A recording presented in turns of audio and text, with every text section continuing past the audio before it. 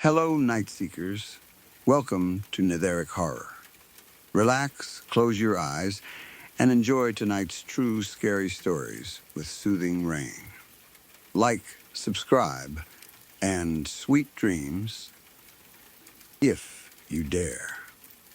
This happened around 12 years ago, back when I was still a teenager, and used to spend a lot of my free time at a friend's house after school and on weekends.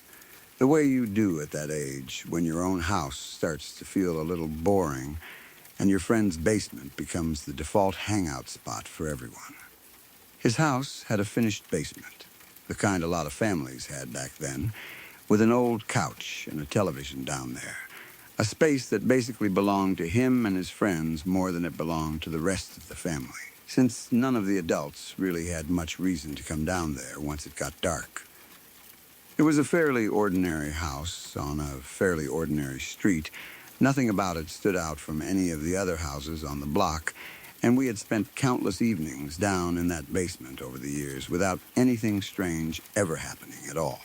Just normal teenage hangouts full of nothing more sinister than bad movies and takeout food.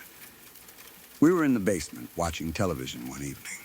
Nothing special going on, just the two of us sitting around the way teenagers do. Not talking much, just half paying attention to whatever was on the screen while we killed time. It was one of those unremarkable weeknights where nothing much is planned, the kind of evening you forget completely a week later unless something unusual happens to make it stick in your memory. The volume wasn't turned up particularly high. If anything, it was probably lower than usual, since it was getting late and there were other people upstairs in the house we didn't want to disturb. There was nothing loud happening down there at all.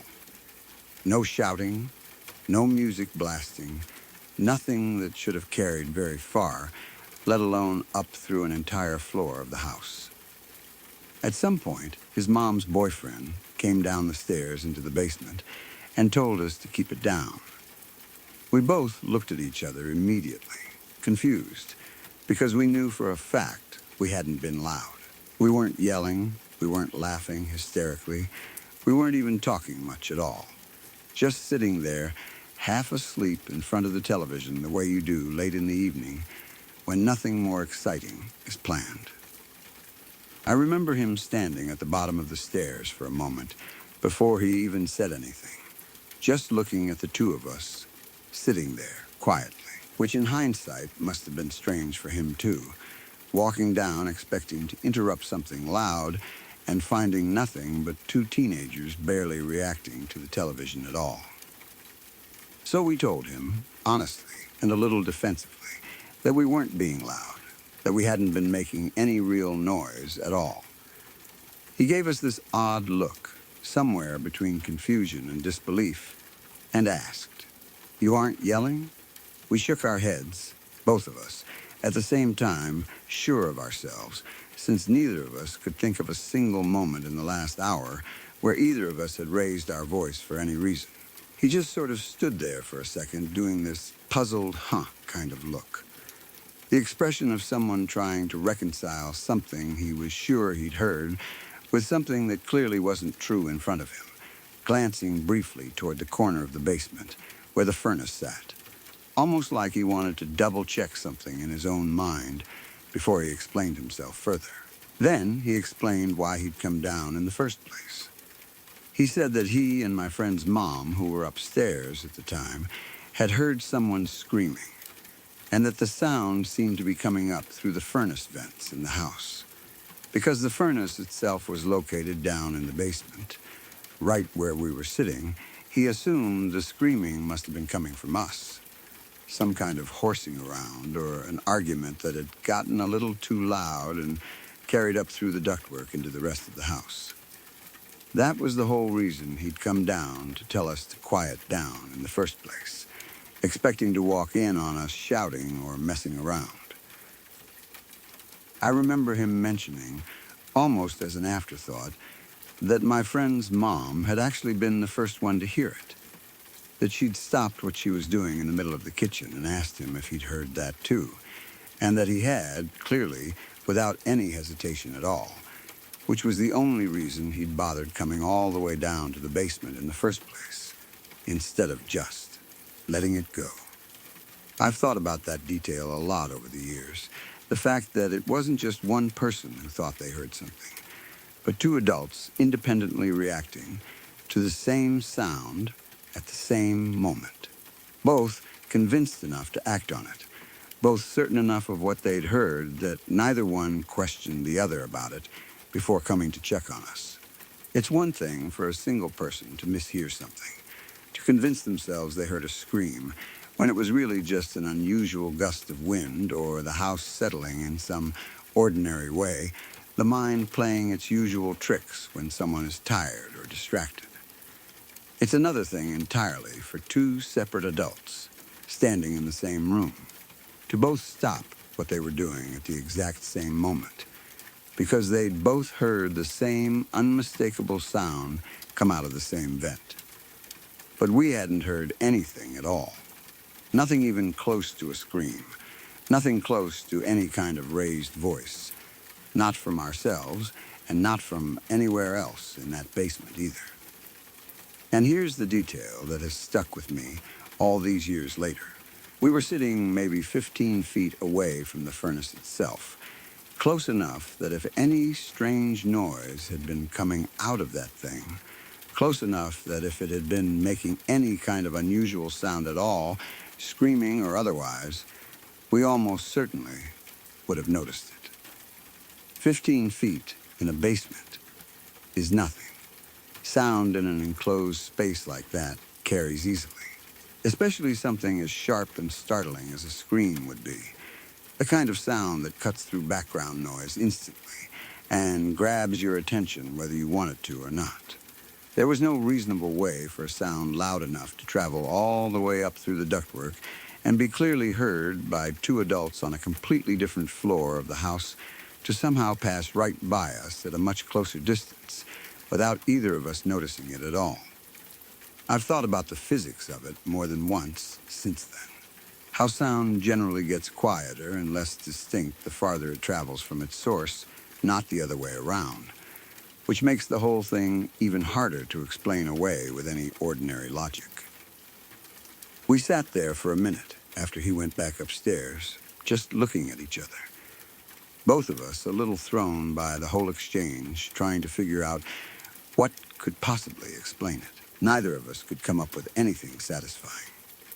We considered whether it might have been some kind of feedback or echo effect, sound bouncing strangely through the vents in a way that made it audible upstairs but somehow not down where the furnace actually was.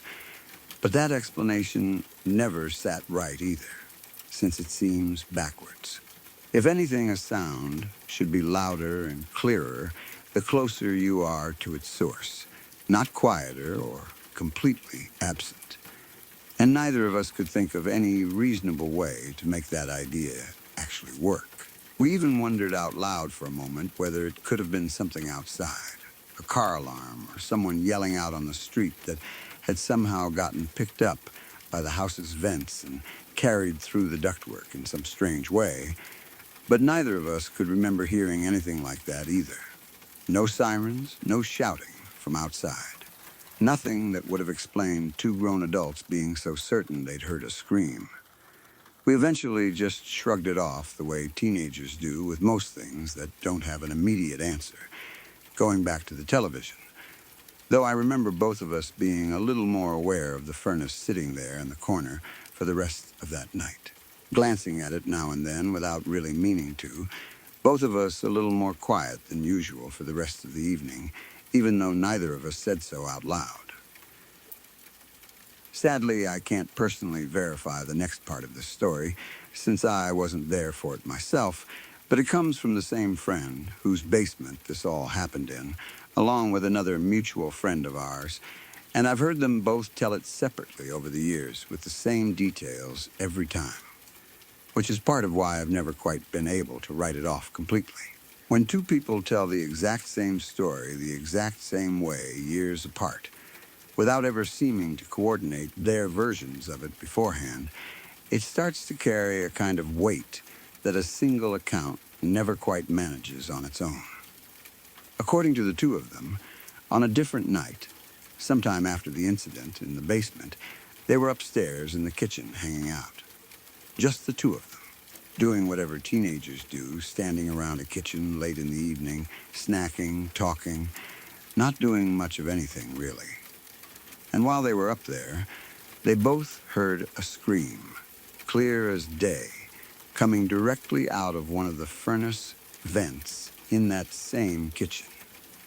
Both of them have always described it the same way whenever it's come up, which is more than once over the years since this all happened, usually late at night when people start telling stories like this to each other around a fire or during a sleepover. The kind of stories that always seem to surface once the lights go down and everyone's a little more willing to admit something scared them. The kind of story that gets told in a slightly hushed voice even years after the fact.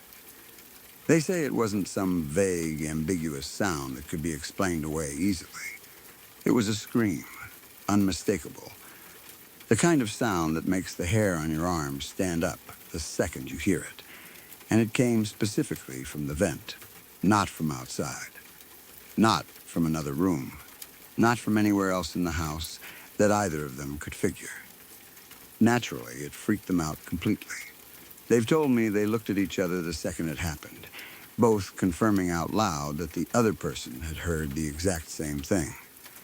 Because in the moment, part of you always wants to believe you imagined it, that surely nobody else could have heard the same impossible thing you just did. I never did get to hear it myself, which is something I've thought about more than I probably should over the years.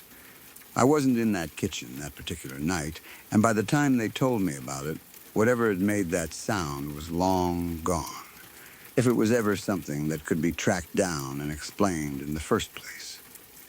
There's a strange kind of frustration in that, being so close to something unexplainable through people you trust completely, while never quite getting the direct experience of it yourself, always one step removed from whatever it actually was, always hearing about it secondhand, no matter how much you trust the people telling you. I've gone back to that house a handful of times since then, for one reason or another, birthday parties, casual hangouts, and every single time I found myself glancing at that basement, thinking about the furnace, half hoping and half dreading that I might hear something myself. And every time, nothing. Just the ordinary hum of an old furnace doing its job. Nothing more dramatic than that. The same dull mechanical noise you'd expect from any house of that age. Furnaces are old, complicated pieces of equipment, especially in older houses, and I know logically that they can make all kinds of strange sounds as metal expands and contracts with heat, as air moves through old ductwork that's been sitting in the same walls for decades, picking up rust and dust and who knows what else along the way. Belts can slip, fans can wobble on worn bearings, and old sheet metal ducting can groan and pop as it heats and cools throughout the day in ways that sound almost nothing like a normal mechanical noise if you're not used to hearing it. I've read since then that certain kinds of mechanical noise, especially high-pitched squealing from a belt or a fan losing its lubrication, can sound eerily close to a human scream if you catch it at just the right pitch and just the right moment, especially if you're primed to expect something unsettling in the first place. It's probably just metal creaking, some ordinary mechanical failure that happened to sound like something else entirely to two people who weren't expecting it and had no reason to think it was anything other than exactly what it sounded like. But that explanation has never fully sat right with me, mostly because of that first night, the one I actually experienced myself, sitting there 15 feet from that same furnace with my friend, close enough that any strange mechanical noise loud enough to be mistaken for screaming by two adults an entire floor above us should have been unmistakably obvious to us too. If it really was just the furnace making some odd noise, why didn't we hear anything at all? Not even a strange hum or a rattle, or anything that could reasonably be mistaken for a scream, when we were sitting so much closer to the source of it than anyone upstairs could have been. I've also thought about what it would even mean if there really was something living in those vents, something capable of making a sound like that, and how strange it is that it would only ever seem to make itself known through sound and never through sight. Nobody ever saw anything. Not a shape, not a shadow, not so much as a flicker of movement near that furnace or those vents at any point during any of this. It was always just sound, disembodied and unexplainable, coming from somewhere inside the walls of that house where nothing should have been able to hide, let alone scream loud enough to be heard through solid ductwork on a completely different floor. That absence of anything visual has always bothered me more than the sound itself, in a strange way. Because at least a sound can sometimes be explained by mechanical failure, while the complete lack of any physical evidence leaves nothing at all to point to. I think about it every so often, usually late at night for some reason, the way certain memories seem to prefer resurfacing after dark rather than during the ordinary business of daytime. I think about my friend's mom's boyfriend standing there at the bottom of the stairs with that confused look on his face, absolutely certain of what he and my friend's mom had heard, certain enough that he'd come all the way downstairs specifically to tell two teenagers to quiet down, certain enough that he seemed almost more unsettled by our denial than he had been by the scream itself. I think about how sure he seemed, not annoyed exactly, more genuinely puzzled once we told him we hadn't made any noise at all. The kind of puzzle that comes from having your own senses contradicted by someone else's calm certainty. And I think about my friend and our other friend standing in that kitchen sometime later, hearing that same kind of sound firsthand, close enough this time that there was no floor and no distance to explain away what they were hearing. Nothing but a vent and a scream that neither of them has ever been able to shake off completely, even all these years later. I still don't have any real explanation for it, and at this point, I doubt I ever will. Maybe it really was nothing more than an old furnace doing something strange. A coincidence of timing and mechanical failure that happened to sound uncomfortably human to two separate sets of people on two separate occasions. Or maybe there was something else going on in that house, something living in the walls or the ductwork that none of us ever managed to see or properly explain. Something that only ever announced itself through sound, through screaming carried up through metal vents to whoever happened to be listening at the time, never once revealing itself to whoever happened to be standing closest. I can't say for certain either way.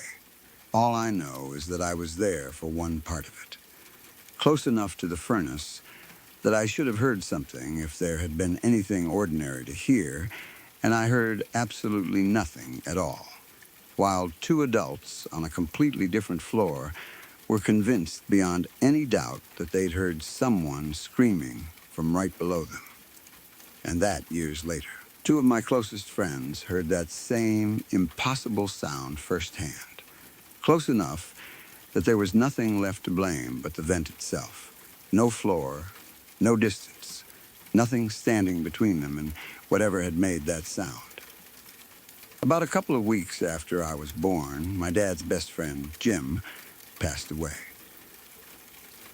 The two of them had been genuinely close for years, the kind of friendship that had clearly weathered a great deal of life together long before I ever came along into the picture, and one of the very last, most heartfelt things Jim genuinely wanted before he actually died was to hold me in his own arms while I was still just a tiny newborn baby. That particular wish of his was actually fulfilled in full, my dad apparently bringing me to see him specifically so that request could genuinely be honored while there was still enough time remaining. And only a short time after that final visit, he passed away entirely, for good. Fast forward about 7 full years from that particular point in time. I was now a genuinely happy 7-year-old myself, with a 5-year-old younger brother and a baby sister who had also just recently been born into our growing family. Our whole household already full of the usual noise and chaos that naturally comes with 3 kids all fairly close together in age, living under one single roof. One particular day, the phone suddenly rang in our house, cutting through the usual quiet of that afternoon. My mom happened to be out running errands at the time, and my dad was currently in the washroom, so I initially assumed the call was simply going to go unanswered entirely, since us kids were all still considered far too young at that particular point to actually pick up the phone ourselves under any circumstances.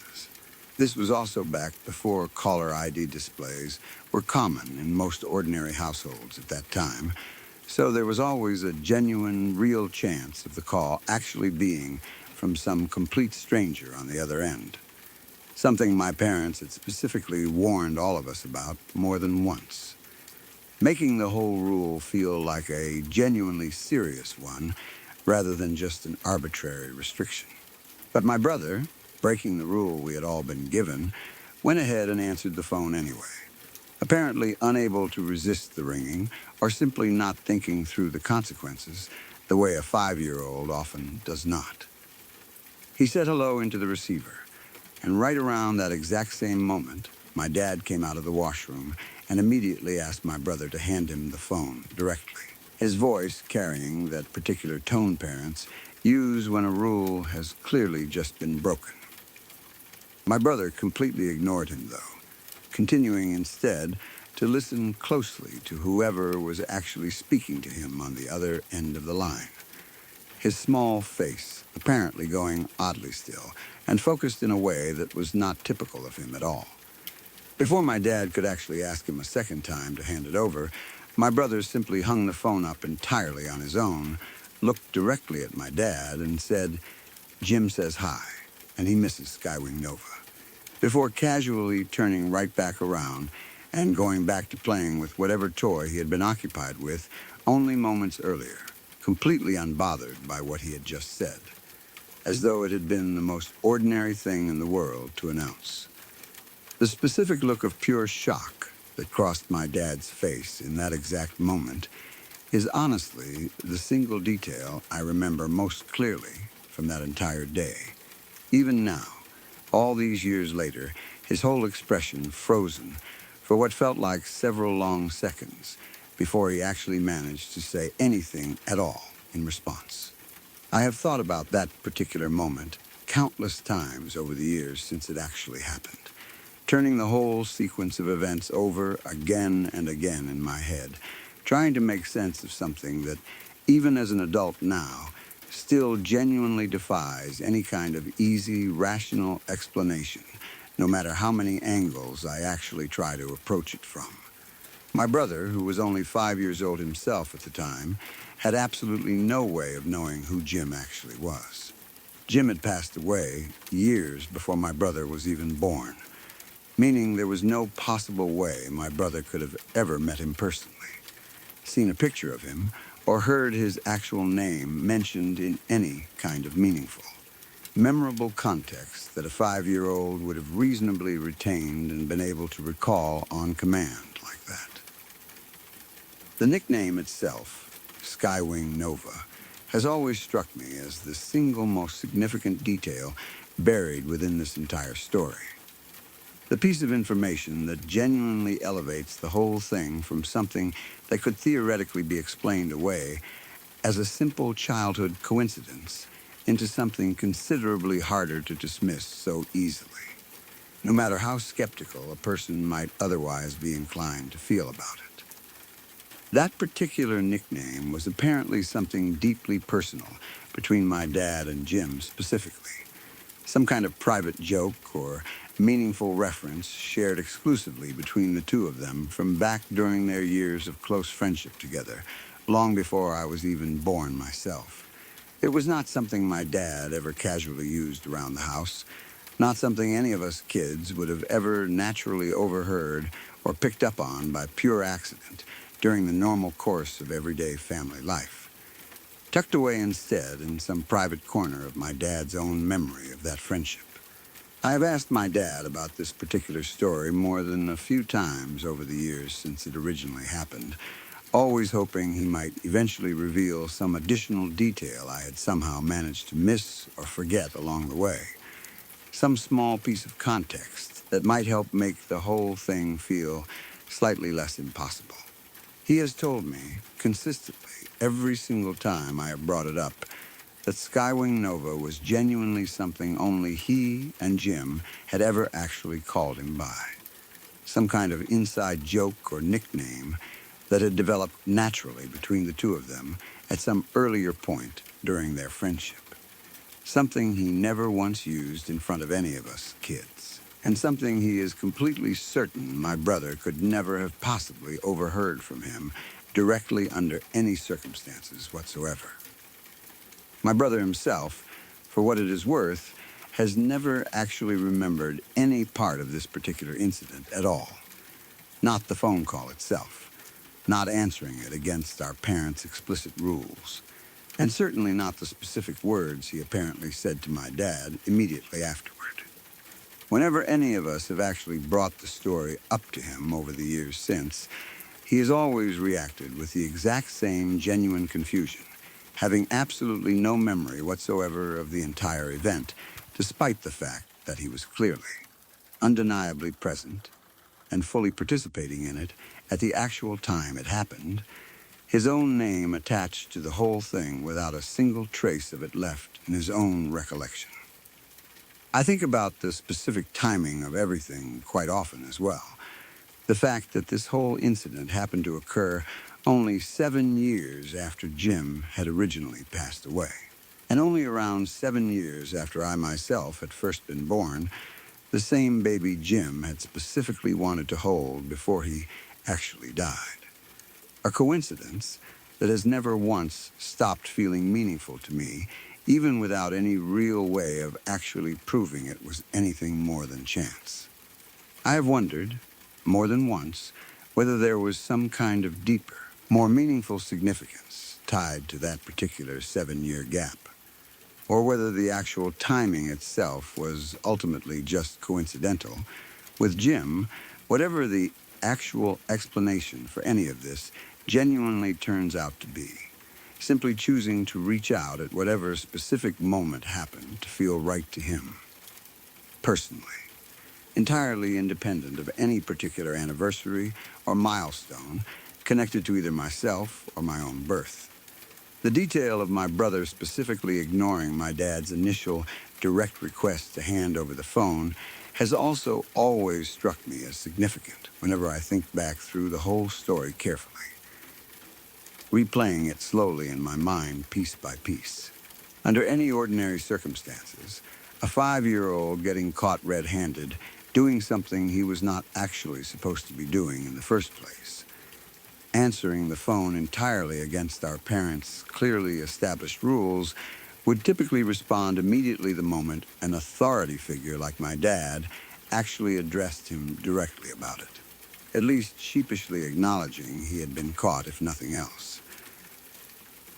Instead, my brother apparently remained completely, fully focused on whatever he was actually hearing on the other end of that call, deliberately continuing to listen rather than immediately complying with my dad's request the way he normally would have under any other typical circumstances, as though whatever was actually being said to him mattered more in that moment than any consequence he might face afterward. I have also thought quite a bit about the specific choice of words my brother actually used once he did finally hang up the phone on his own accord. Jim says hi, and he misses Skywing Nova is a remarkably specific, oddly formal thing for any 5-year-old to actually say entirely unprompted, especially given that it directly referenced a person my brother had genuinely no conscious knowledge of whatsoever, using a nickname he could not have possibly ever heard before in his young life up to that exact point. Young children at that particular age typically do not construct that kind of specific, coherent sentence out of thin air when they are simply pretending or playing some kind of imaginative game on their own. Especially not one containing such a genuinely specific, deeply personal detail like that particular nickname woven so precisely into it. My dad has told me, on more than one separate occasion over the years since this all happened, that hearing those exact words come directly out of my brother's mouth that day was one of the single most shocking, genuinely unsettling moments of his entire life up to that point, entirely regardless of whatever specific explanation might actually be behind it. He has said that his very first instinct in that moment was simply pure, complete disbelief, immediately followed by an overwhelming wave of genuine emotion once the actual weight and significance of what he had just heard truly began to properly sink in for him, his eyes apparently welling up almost immediately as he stood there trying to process it all at once.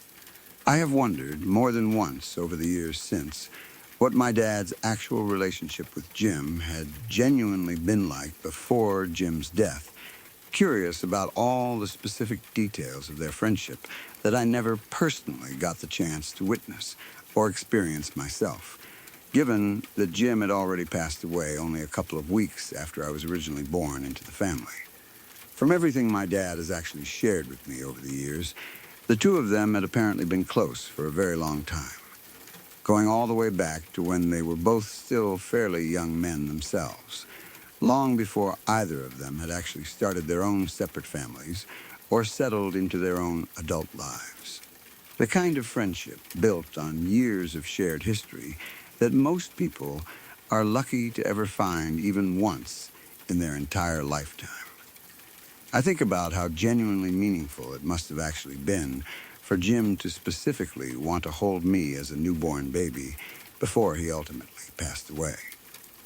Especially now, knowing everything else that eventually happened years later with my brother, and that specific, unexplainable phone call. It suggests to me that Jim genuinely cared deeply about my dad's entire family as a whole, not simply about my dad personally as an individual, wanting to actually be connected in some small, meaningful way to the newest member of that same family before he actually ran out of time to do so himself, as though he somehow understood, even then, that our lives were going to stay connected in some form well beyond his own death. I have never personally experienced anything even remotely similar to what my brother apparently went through that particular day, and I have occasionally found myself feeling a small amount of genuine envy over that fact, wishing I, too, could have somehow had some kind of direct, tangible connection to Jim myself, given how genuinely significant he apparently was to my dad throughout so much of his own life. Someone whose presence I only ever really got to know secondhand through stories rather than any memory of my own. At the same time, I also recognize that whatever actually happened that day clearly was not something my brother himself had any real conscious control over or genuine understanding of, given his complete and total lack of any lasting memory of the entire incident afterward, making it feel less like something he actually experienced and more like something that simply happened to pass, briefly, through him. My mom, who was not actually present in the house herself at the time this particular incident actually happened, heard about the whole story secondhand from my dad once she eventually returned home later that same day, finding him still visibly shaken by the entire experience even hours after it had originally occurred.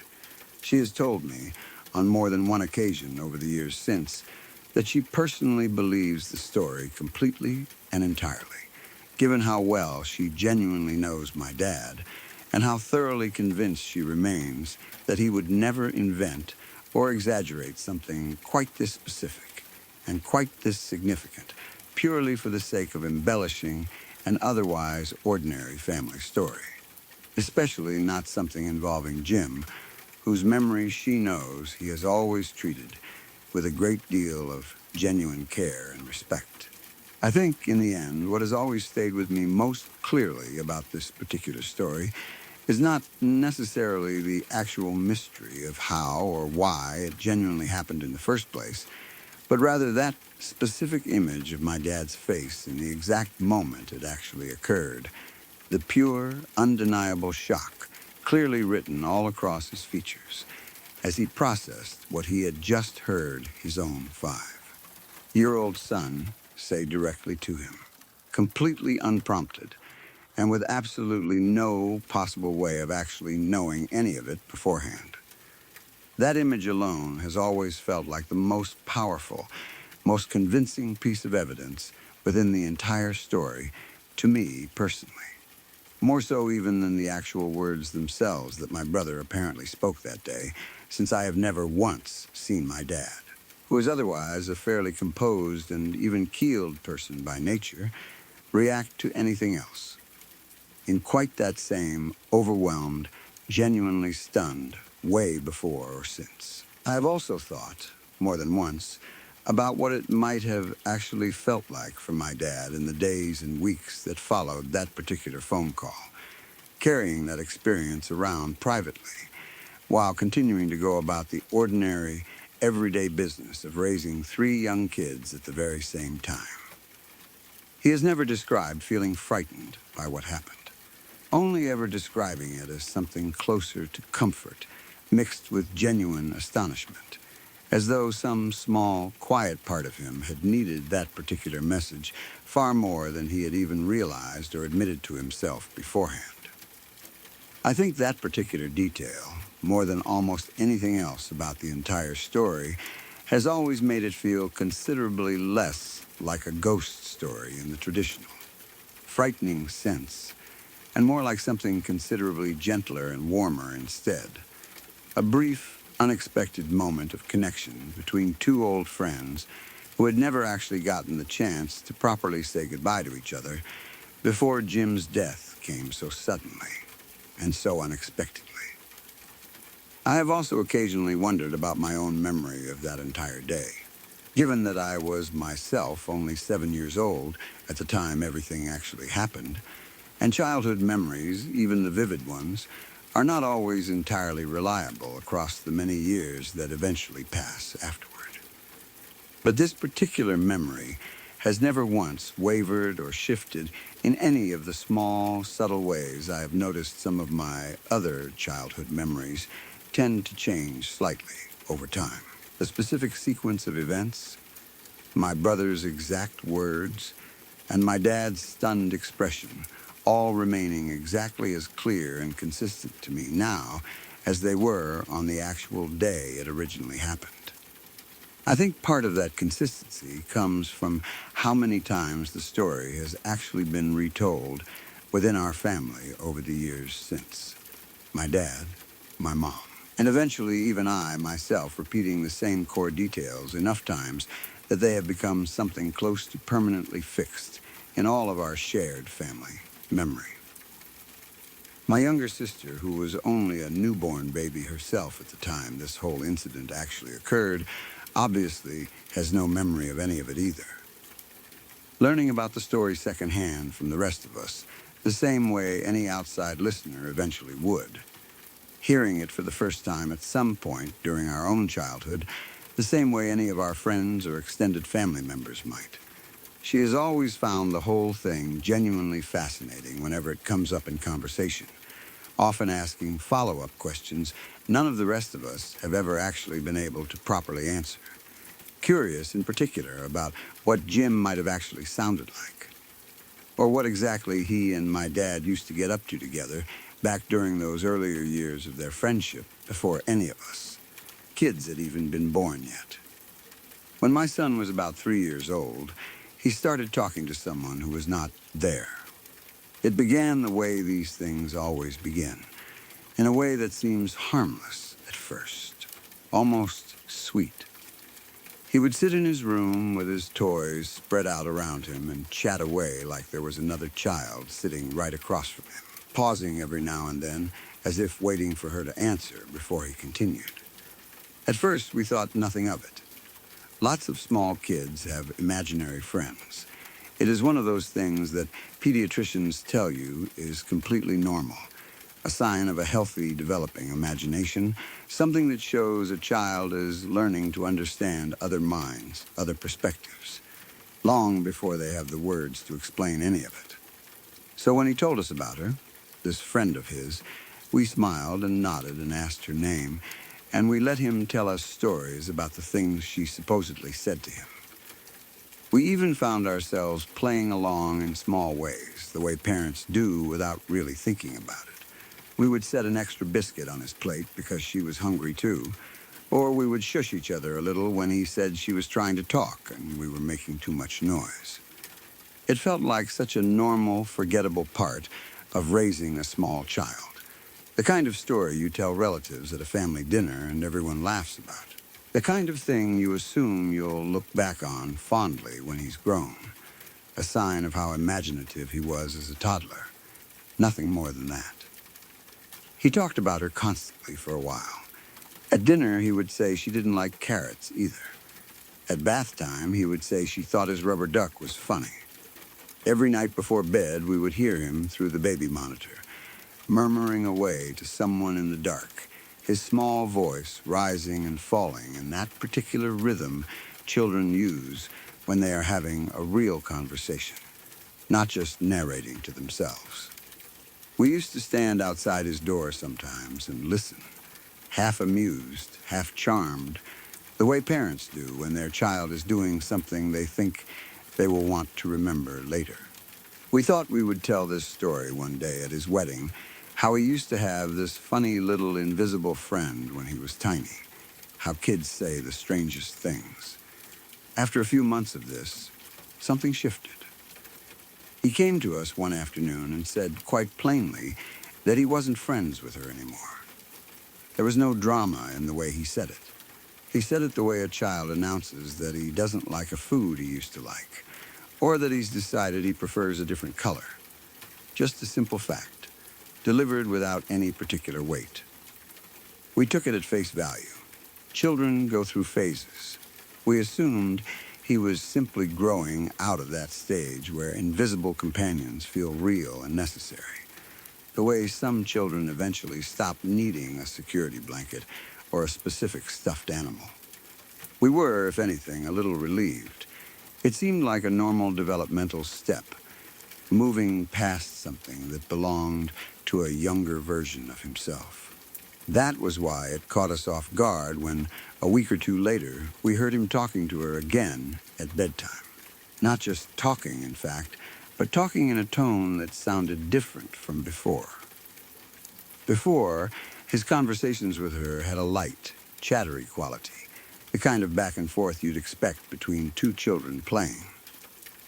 Now there was something else in his voice, something more careful, more like he was trying to manage her, the way you might speak gently to someone you were worried about upsetting. Around the same time, he started refusing to go to bed. This was new. He had always been an easy sleeper, the kind of child who went down without much fuss and slept through most nights without waking us, the kind of baby other parents used to say we were lucky to have. Suddenly, bedtime became a battle. He would cry and cling to us and beg not to be left alone in his room, wrapping his arms tightly around our necks in a way that felt less like ordinary toddler clinginess and more like real physical fear. When we did get him into bed, he would wake up later screaming, drenched in sweat, unable to explain what he had seen, only that it had been bad, that it had frightened him terribly, that he did not want to go back to sleep, and did not want to be alone in that room, even for a moment. Night after night, this continued. We tried night lights. We tried leaving his door open. We tried letting him sleep with a stuffed animal that was supposed to be a protector, one of those toys marketed to give kids a sense of safety in the dark. We even tried moving his bed to a different spot in the room, away from the wall he seemed most reluctant to sleep near, though at the time we told ourselves this was just because that side of the room got a slight draft. Nothing worked. The bad dreams kept coming. and he kept getting more afraid of his own room, the room he had lived in happily for years, the room that had once been nothing more to him than a place full of toys and a comfortable bed. It was during this period that we finally sat him down and asked him properly about his old friend. We had never really pressed him for details before, because when he'd first started talking about her, we simply assumed, the way you do, that she was a little girl his own age, some invisible playmate his mind had cooked up the way children's minds do. It seemed obvious. Most imaginary friends described by small children are other small children, playmates the same size and age as the child imagining them. So it was a shock when we asked him how old his friend was, and he answered without hesitation. 47, he said. Not a little girl, not a friend, but a grown woman, more than 10 times his age. We asked him more questions after that, trying to keep our voices calm and light so we would not frighten him further, even though something in us had already gone cold and alert. We asked where she lived, and he told us she lived in the wall. Not behind the wall, not in a different room, but inside the wall itself, as if the wall itself were her home, her body, the space she occupied. We asked her name, and he gave us something that sounded like Margaret, or a name very close to it, the kind of old-fashioned name that belonged to another generation entirely, not a name children usually invent for their pretend friends, who are more often named after cartoon characters or their own siblings or pets. We asked him why he had stopped being friends with her, and this was the part that made the hair rise on the back of my neck. He said that she had wanted him to call her Mummy. That was the reason he had told her he didn't want to be friends with her anymore. He had drawn a line, a 3-year-old somehow understanding on some instinctive level that this was wrong, that whatever this woman wanted from him was not the kind of thing a friend should want.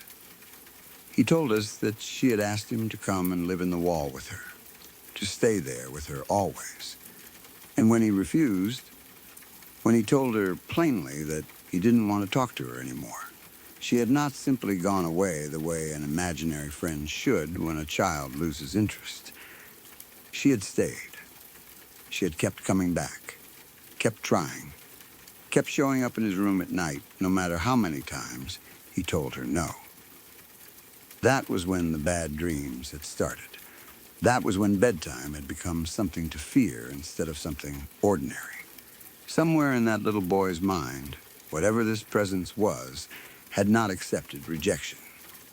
It had lingered. It had pressed. And every night when the lights went out and he was alone in the dark, it came back to ask him again, to try again, to want him again in a way that had nothing innocent about it at all. We did not know what to do with this information at the time. We were not people who believed easily in ghosts or hauntings or anything of that sort.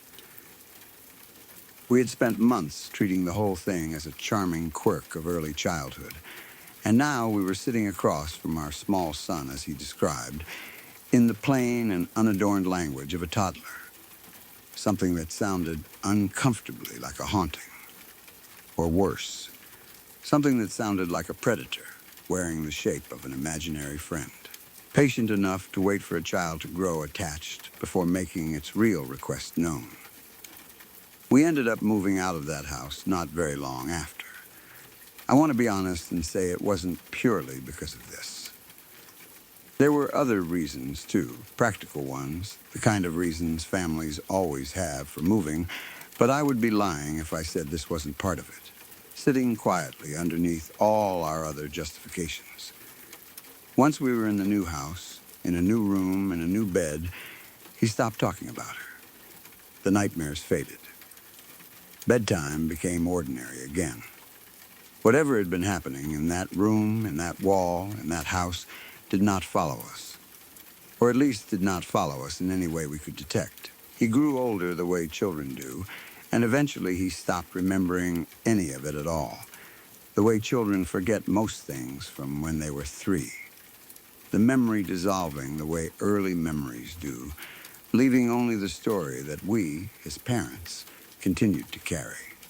Here is the part of this that I have never been able to explain. The part that still sits at the back of my mind on quiet nights when the house creaks the way old houses do. The part I have never fully told anyone outside my own small family. Because I know exactly how it sounds when I say it out loud.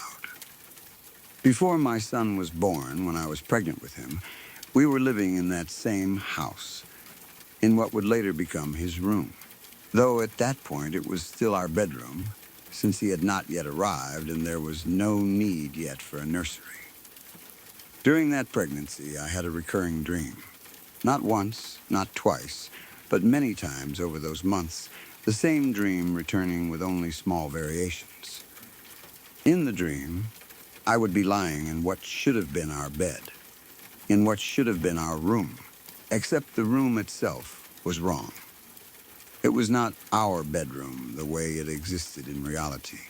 It was some other version of it, decorated differently, furnished differently, unmistakably belonging to a different era entirely, an era before ours, the kind of old-fashioned interior you see in photographs from decades past. There would be a dining table set up in the space, an ordinary domestic detail, except for the fact that no dining table belonged there. Not in our house, not in our time. At this table sat a woman, and beside her, two young men, perhaps in their early 20s, sitting quietly, almost formally, the way people sit when they are waiting for something to be finished before they can speak. They never fidgeted, never looked at each other, never seemed bored the way young men usually do when they are made to sit still for too long. They simply waited, hands folded, eyes fixed somewhere in the middle distance, as though they had done this so many times before that stillness had become second nature to them. The woman would be knitting, her hands moving steadily with needles and yarn.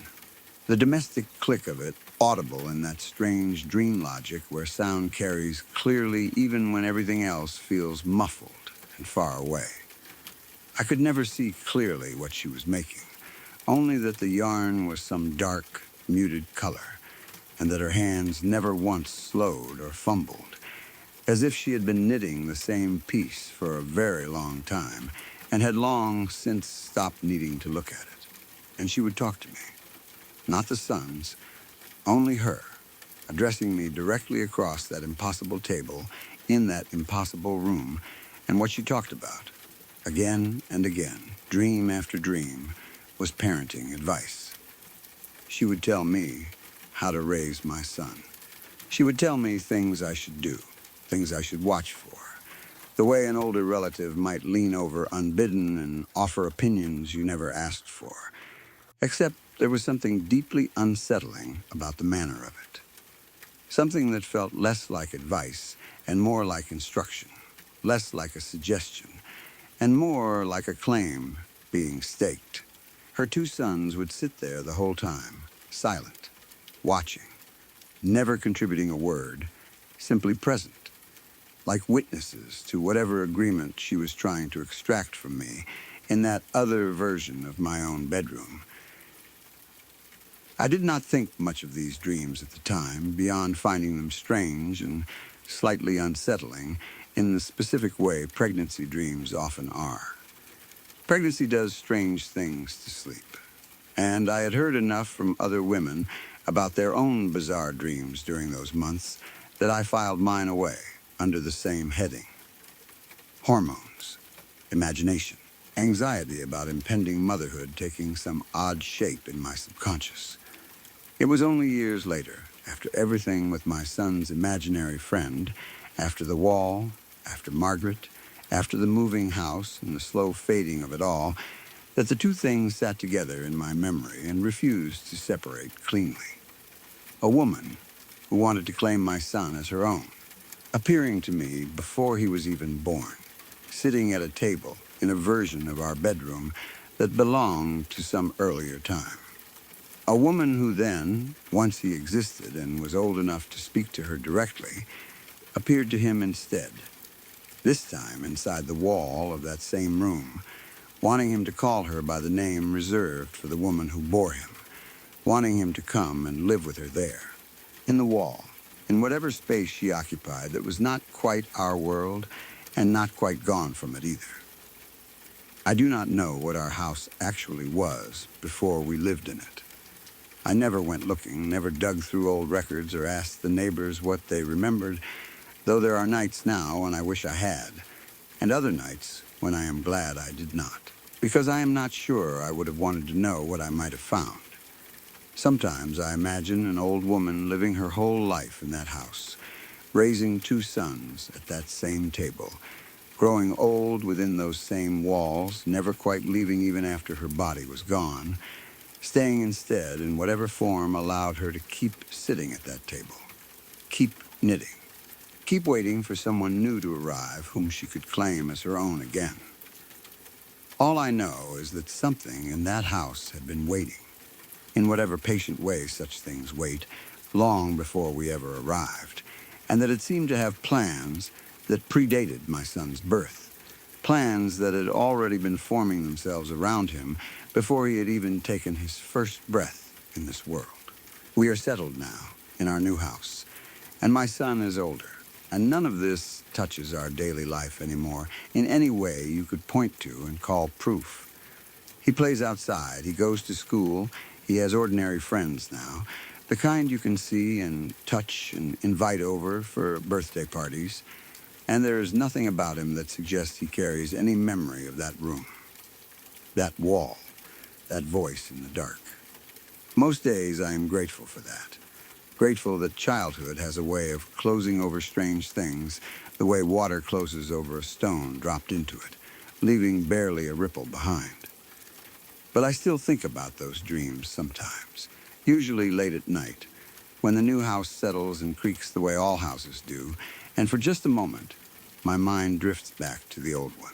I think about the knitting needles clicking in that impossible room, about the 2 silent sons at the table who never spoke a single word the whole time I watched them, about a name that sounded like Margaret whispered from inside a wall to a 3-year-old boy who somehow, instinctively, without any of us teaching him how, knew enough to say no. I wonder sometimes whether saying no was the only thing that saved him, whether some other child, a little less stubborn or a little more lonely, might have answered differently, might have agreed to go and live in the wall the way she asked. I try not to think about that part too long. Some questions are better left where they are, folded away in the past, in a house we no longer live in, behind a wall we will never have to look at again. When I was younger, I had an imaginary friend who lived inside this massive antique dresser in my bedroom. It was an old, dark wood thing, heavy and ugly in the way old furniture sometimes is, the kind of piece that looks like it belongs in a museum rather than a child's room, the kind of thing that seems too solemn and too old to sit comfortably among toys and stuffed animals. As far as anyone in my family knows, it had belonged to my great-great-grandfather, a man who, if the old family stories are to be believed, had always been into some strange things himself, things nobody in the family liked to talk about too clearly, things that got mentioned only in passing and then quickly changed the subject. I don't remember exactly how it started, only that at some point this dresser stopped being just a piece of furniture and became something more, a kind of doorway, a place where someone lived. It had these huge drawers, deep enough that as a small child I could have curled up inside one myself, and a mirror on top that had gone cloudy and spotted with age. The silver behind the glass worn thin in patches, so that your reflection always looked slightly wrong in it, slightly smudged, like you were looking at yourself through fog. I used to sit on the floor in front of it for what felt like hours, though I'm sure it was never really that long, just talking, just being there, the way you do with a friend when you're small and don't yet understand that time is something that runs out. We used to sit together, this friend of mine and I, and just relax the way friends do, hanging out with nothing in particular going on. The kind of easy, comfortable time you only really have as a small child before the world starts demanding things of you. I vividly remember him telling me stories, long ones, the kind that seemed to stretch on for a while, sometimes late into the evening until my mom would come and find me still awake, still listening to nothing at all as far as she could tell, and send me off to bed. Though strangely, I have absolutely no memory now of what any of those stories were actually about. It's strange how clearly I can remember the feeling of those afternoons and evenings, the presence of him there with me, and yet the actual content, the words themselves, are simply gone, as if my mind kept the shape of the memory, but scrubbed out everything inside it. The way you might keep an envelope long after you've lost whatever letter used to be inside it. I remember one day, quite by accident, ending up in a conversation with my parents about him. My dad traveled a lot for work back then, so he wasn't always up to date with the small details of what I was into day to day. The little obsessions and imaginary games that fill up a young child's world. My mom probably already knew about my dresser friend, the way mothers tend to know most of what's going on with their children, but for whatever reason it came up with my dad this particular day, maybe because he was home for once and asking me about my week, trying to catch up on everything he'd missed. So I started telling him about my friend who lived in the dresser, chattering away the way kids do about their imaginary companions, not really paying attention to how he was reacting because I was too busy in my own excitement about sharing something I found so normal and so pleasant. At some point, he asked me what his name was. It was something innocent, something like Peter or Patrick, one of those plain, old-fashioned names that don't sound frightening at all on their own, the kind of name you'd expect an elderly neighbor to have, not a monster. But I remember, even through the haze of being that young, watching my dad's face change. He went white. Not pale in the ordinary way people go pale when they're surprised or tired, but properly white, drained, the way you'd imagine someone looking if they'd just been told terrible news about someone they loved. His hand actually stopped moving where it had been resting on the table, and for a second he didn't say anything at all, just stared at me with an expression I'd never seen on him before, something between fear and recognition, like a man watching an old nightmare walk back through his front door. I didn't understand it at the time. I just remember being a little confused about why my dad had gone so quiet and strange-looking all of a sudden, when a second before he'd been smiling and asking me easy questions. He asked me to draw him. I don't know why he asked that.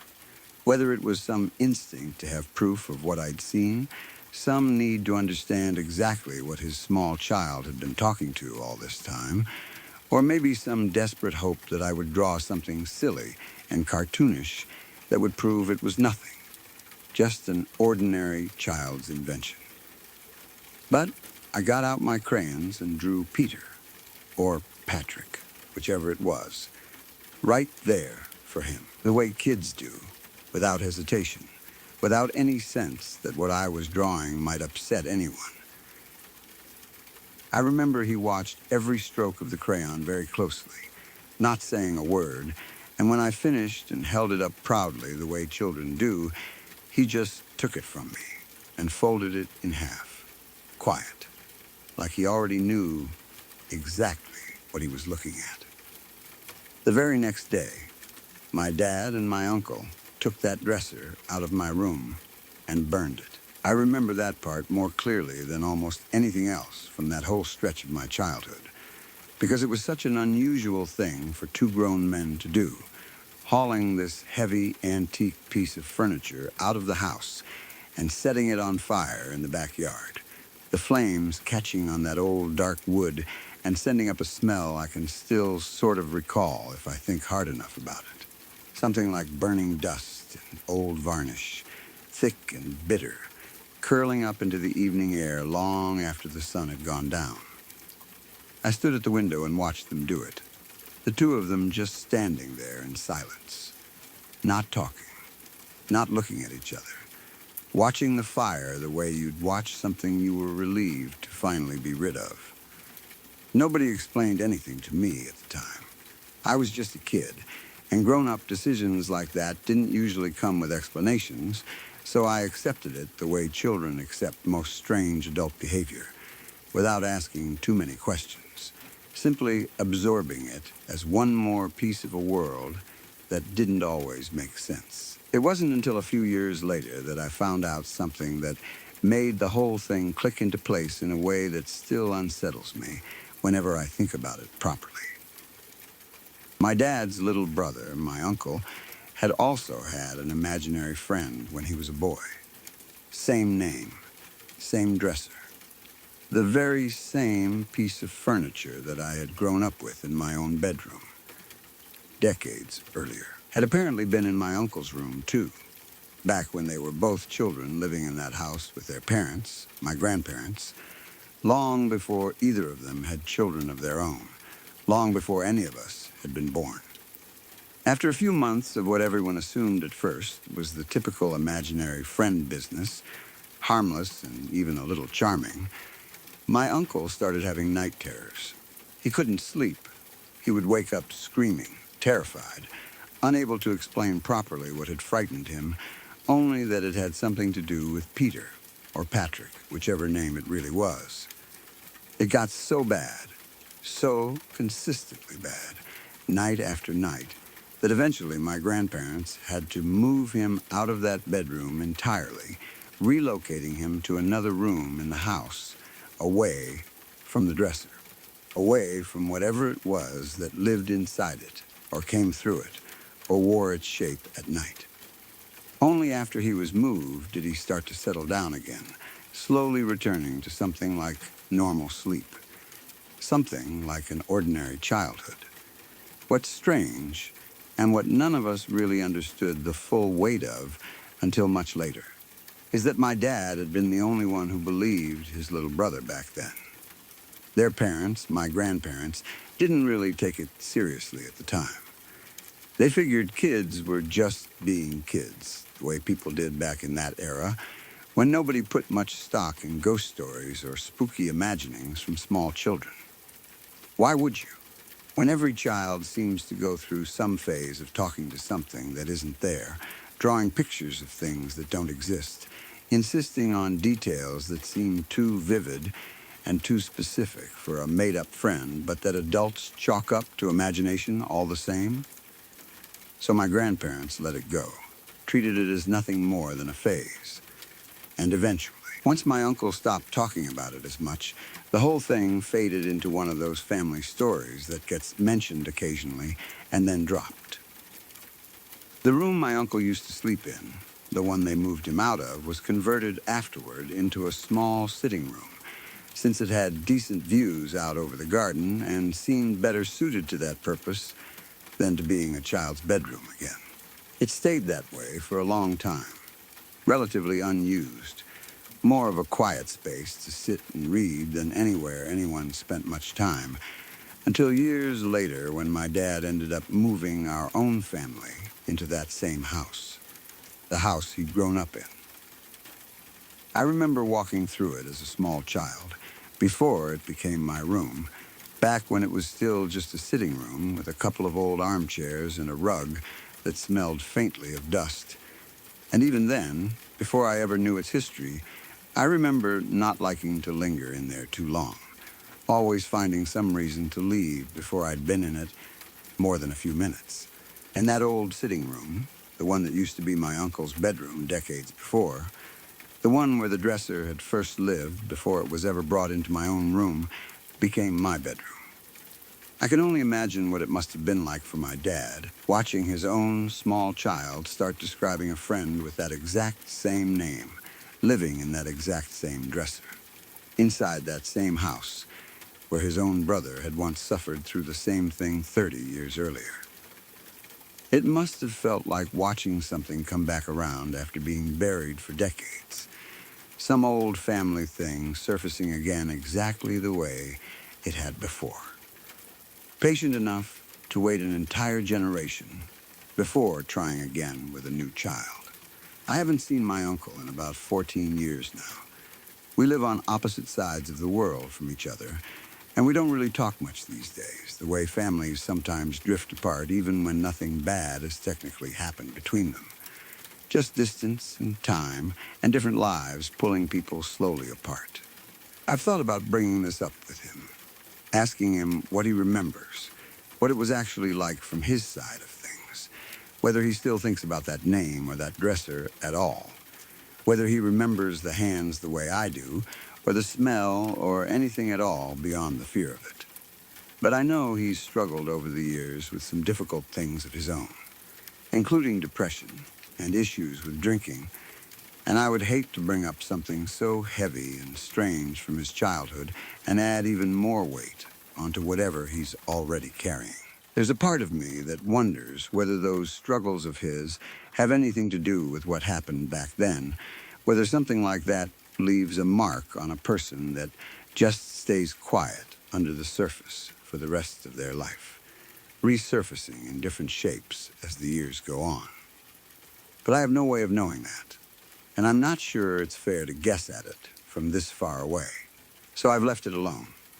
Some conversations feel like they would do more harm than good, even if part of me is deeply curious what he'd say. As for what he actually looked like, this friend of mine, people have asked me that a lot whenever this story comes up. I remember him as a tiny old man. Not old man tiny in the sense of being frail and shrunken the way very elderly people sometimes look, but tiny in an actual physical sense, kid-sized, small enough that he could have folded himself comfortably into that dresser drawer without any trouble at all. But his hands were wrong for his size. They were very large, with long, long fingers that seemed to belong to a much bigger person entirely. Fingers that didn't match the rest of him. Fingers that I remember being unsettling even at an age when I didn't fully understand why something should unsettle me. That detail has stayed with me in a strange way ever since, showing up even now, all these years later, in how I draw people. Whenever I sketch a person, their hands always come out too long, too large for their bodies, out of proportion in exactly the way his were, no matter what I'm actually trying to draw or who I'm trying to draw them as. Friends have pointed it out over the years, laughing about it, calling it my signature style, some quirky artistic habit I must have picked up from somewhere, never guessing it actually came from somewhere real. It's such a small, strange leftover, but it's there in nearly everything I draw. This tiny inherited habit passed down from a friend I can barely remember the actual sound of, whose stories I've completely forgotten, but whose hands, for some reason, I have never been able to draw correctly since, no matter how hard I try to make them look normal.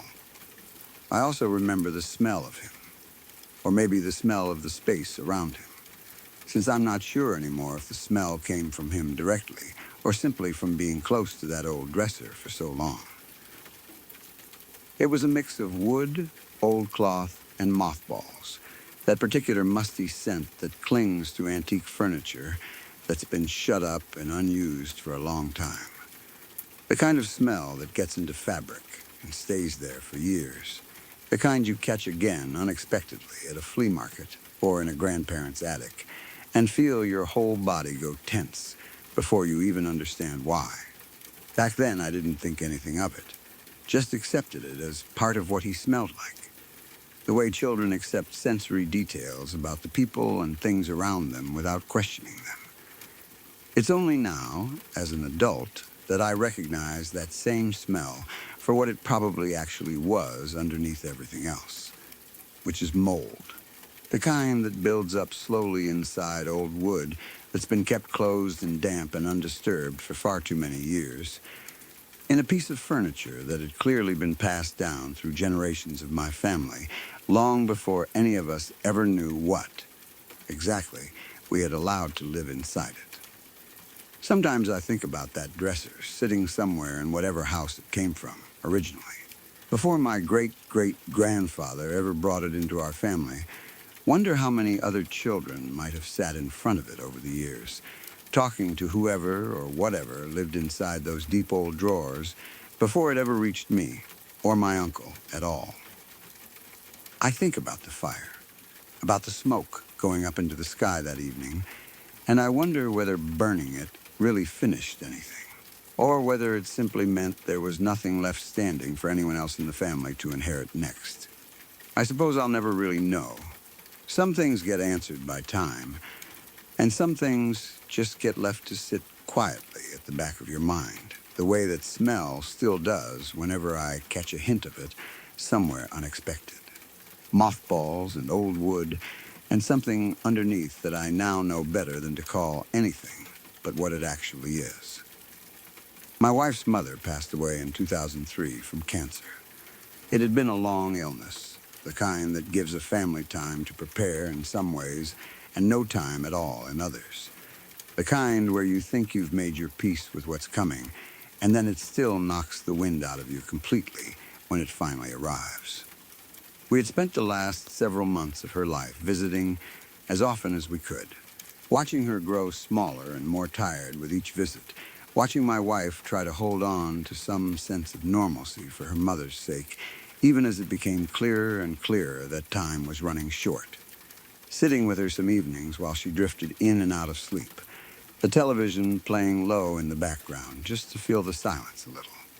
When the call finally came, it was somehow both a shock and not a shock at all, the strange contradiction that seems to define losing someone to a long illness.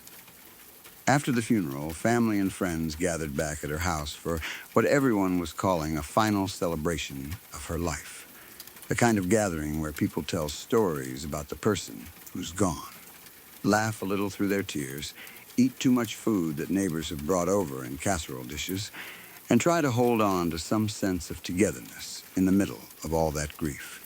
Cars lined the street outside for what felt like blocks, and the house itself, usually so quiet in my memory of ordinary visits, was full from the front door all the way back to the kitchen, with people who had loved her in one way or another. Some of them relatives I only saw at occasions like this. Others old friends and neighbors who had known her for decades longer than I had even been part of. The family, all of them moving through the rooms with plates of food in their hands, trading quiet stories that made the grief feel a little more bearable, simply by being shared out among so many people at once. The gathering went on late into the evening. People kept arriving and leaving in waves, distant relatives who hadn't seen each other in years, catching up quietly in corners. Old friends of my mother-in-law sharing memories none of us had heard before. The house slowly filling with that strange mixture of sadness and warmth that only happens after a funeral, when grief and connection get tangled up together in a way that's hard to describe unless you've lived through it yourself. My wife was busy the whole evening, moving between groups of relatives, accepting condolences, thanking people for coming, holding herself together the way people do when there's simply too much happening around them to fall apart properly. Not yet anyway, not until later, in private. My son, who was 3 years old at the time, had been remarkably well behaved for a child his age at such a long and emotionally heavy gathering. Sitting quietly with his toys in a corner of the living room for most of the evening while the adults talked around him, but by that point in the evening he was worn out, the way small children get worn out, quiet and heavy-eyed. Clearly past the point where he could keep going. It was time for him to go to bed. Since the house was full of relatives and my wife was still deep in conversation with people she hadn't seen in years, I was the one who took him upstairs, the way I usually did on nights like that, holding his small hand in mine as we made our way toward the staircase together. The house was an older one, the kind with a proper staircase and a landing at the top that opened onto a long hallway running the length of the upper floor, the wood of the banister worn smooth and dark from decades of hands sliding along it. My mother-in-law's bedroom, The room she had spent her final weeks in, the room where she had actually passed away, was upstairs. And if you stood at the top of the landing and looked straight ahead, it was directly down that same hallway, the door visible from almost the moment you reached the top step. I hadn't thought much about that layout before that night. It was just the house, the same house my wife had grown up in, the same layout I'd walked through dozens of times over the years we'd been together, visiting for holidays and birthdays and ordinary weekend dinners, never once giving a second thought to which room sat at the end of which hallway. But that particular night, everything about the house felt a little different, heavier somehow. The way a familiar place can feel strange after something significant has happened inside it. As if the walls themselves were holding on to some memory of what had happened there only days before. My son and I walked upstairs together, his hand in mine, his little feet moving slowly on each step the way tired children move, half asleep already before we'd even reached the top. The house was noisy behind us, all the conversation and clinking dishes and low murmurs of a gathering still going on downstairs, but as we climbed higher, the sound seemed to fall away behind us, muffled by the walls and the distance, until it felt like we were moving into a much quieter part of the house entirely, a part that belonged to a different atmosphere altogether. As we nearly reached the top of the stairs, my son suddenly stopped walking. He wouldn't move. It happened right at the point where the landing opens up enough that you can just start to see down the hallway ahead of you, that first moment where the corridor comes into view. He planted his feet and simply refused to go any further, standing completely still, staring straight down the hall with an expression on his face I had never seen on him before, a look of pure, fixed attention, the kind of stillness that doesn't belong on a 3-year-old, who under normal circumstances is almost never still for more than a few seconds at a time. His grip on my hand tightened, small fingers pressing into mine, but he didn't try to pull back or run away. He just stood there, rooted in place, watching something down that hallway with an intensity that felt entirely wrong coming from someone so young and so tired, an intensity that made him feel like a different child entirely for those few seconds. I looked at him first, confused, and then followed his gaze down the hallway to see what he was looking at. There was nothing obvious there, just the long hallway stretching ahead of us, dim in the evening light, the wallpaper faded slightly, the way old hallway wallpaper always seems to be, and at the far end of it, an open doorway leading into a bedroom that was completely dark inside. That bedroom, the one with the open door, the one sitting in complete darkness at the end of that hallway, was the very room my mother-in-law had died in, just days before. I hadn't even thought about which room the door led to until that exact moment, but as soon as I registered where we were and where he was staring, it became impossible not to think about it, and I felt something cold settle low in my stomach that had nothing to do with the temperature of the house. He just stood there, staring, and would not move any further no matter how gently I tried to coax him forward. I crouched down, slightly beside him, trying to get down to his eye level the way you do with small children when you want them to feel like you're really listening, and asked him, keeping my voice as calm and normal as I could manage, even though something in me had already started to tighten with unease. "Buddy, are you okay?" His response has stayed with me every single day since. He said in that plain, matter-of-fact way that small children have when they're simply reporting something they see, without any drama or exaggeration in their voice, "Daddy, the light." The light scares me.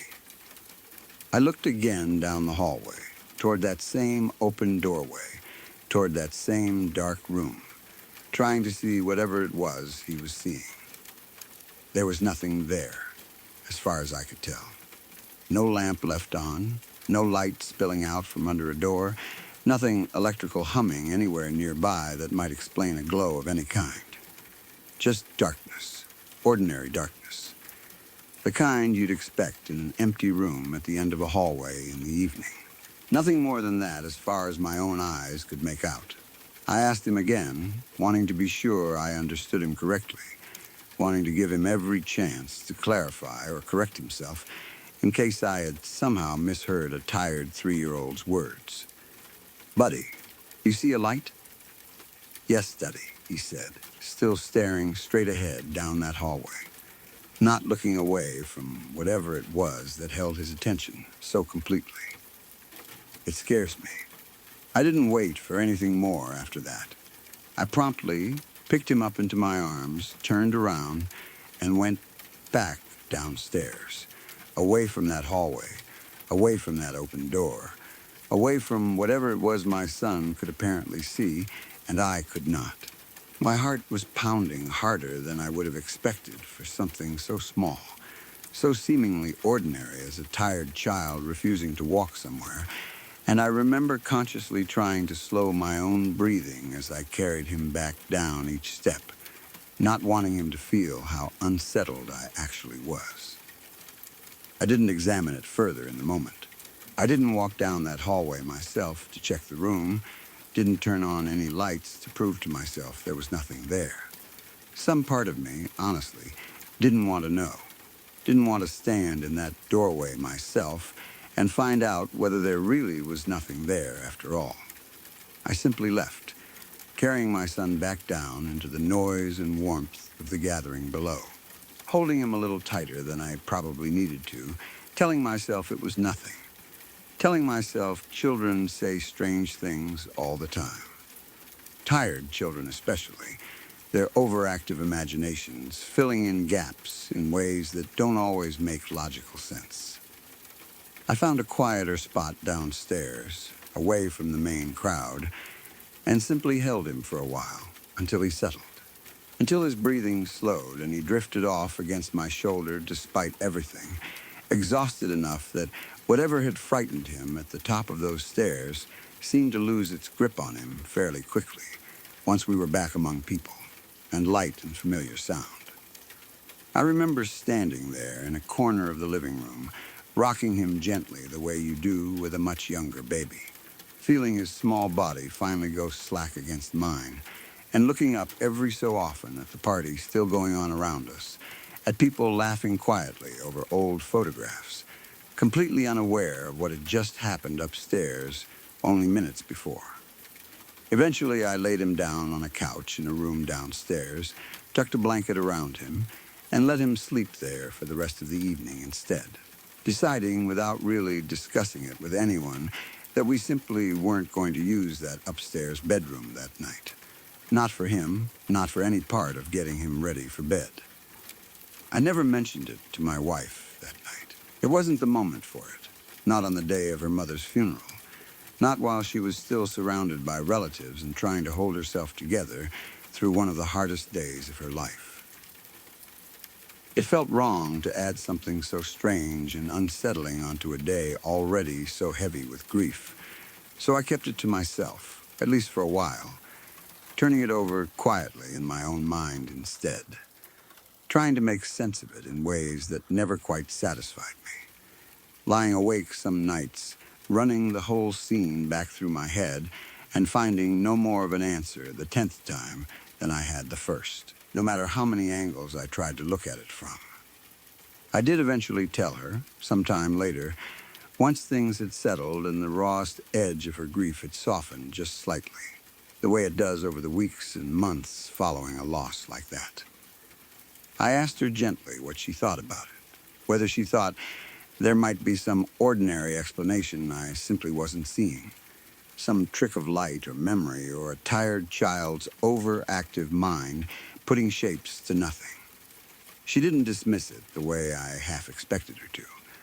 Instead, she went quiet for a moment, thinking, her eyes distant, in a way I recognized from other conversations about her mother, and then told me that her mother used to leave a small lamp on in that exact room sometimes, in her final weeks, when the pain and the medication made it hard for her to be comfortable in complete darkness. A small, warm light that she'd kept on through those last nights, sitting on a table beside the bed where she had eventually passed away, the kind of small comfort a person reaches for when everything else about their body and their days has stopped being comfortable at all. Neither of us ever came up with a tidy explanation for what happened that evening. My son was too young at the time to hold on to much memory of that day at all. As he's grown older, he has absolutely no recollection of the funeral, the gathering, the stairs, or anything he supposedly saw at the top of that landing. It has simply vanished from his mind completely. The way so many memories from being 3 years old vanish for all of us eventually, leaving no trace behind for him to ever revisit or explain. I have asked him about it once or twice over the years, carefully, without leading him too much, and each time he simply looks at me with the polite confusion of someone being told a story about a version of himself he doesn't recognize at all, a stranger wearing his name. But I remember every second of it with total clarity, as if it happened last week rather than more than 20 years ago now. I remember exactly where we were standing on those stairs, exactly the angle of his small face turned down that hallway, exactly the flat, plain way he said the word light, as though he were simply describing something ordinary sitting right there in front of him, something as unremarkable to him in that moment as a lamp or a nightlight might be to any other child. I remember there being absolutely nothing visible to me in that hallway or in that dark room beyond it. And I remember, even now, not being entirely sure that mattered. Not being entirely sure that whatever my son was looking at needed my eyes to be real. I have gone over that moment so many times in my head over the years, replaying every detail, trying to find some ordinary explanation that would let me set it down and stop thinking about it, and I have never quite managed to find one that satisfies me completely. Sometimes, late at night, when the house is quiet and I happen to think of her, I find myself wondering whether she was simply letting us know she was still there in some way, still present in that house, even after everything, watching her family gather downstairs to remember her, watching her grandson walk toward that hallway and stop just short of where she used to lie. It's a strange kind of comfort, if it's a comfort at all, to think that maybe what frightened him wasn't something meant to frighten him, but simply something too large and too unfamiliar for a 3-year-old to understand, something that might have looked entirely different to eyes that weren't quite so young. I like to think, on the better nights when I let myself think about it that way, that she wasn't trying to scare anyone at all, that whatever light she was still giving off simply wasn't the kind of thing a small child's mind knew how to hold without flinching. To this day, whenever I think back on that night, the hairs still stand up on the back of my neck. I don't know what he saw standing at the top of those stairs. I don't know whether it really was some lingering trace of that small lamp his grandmother used to keep lit beside her bed in her final weeks.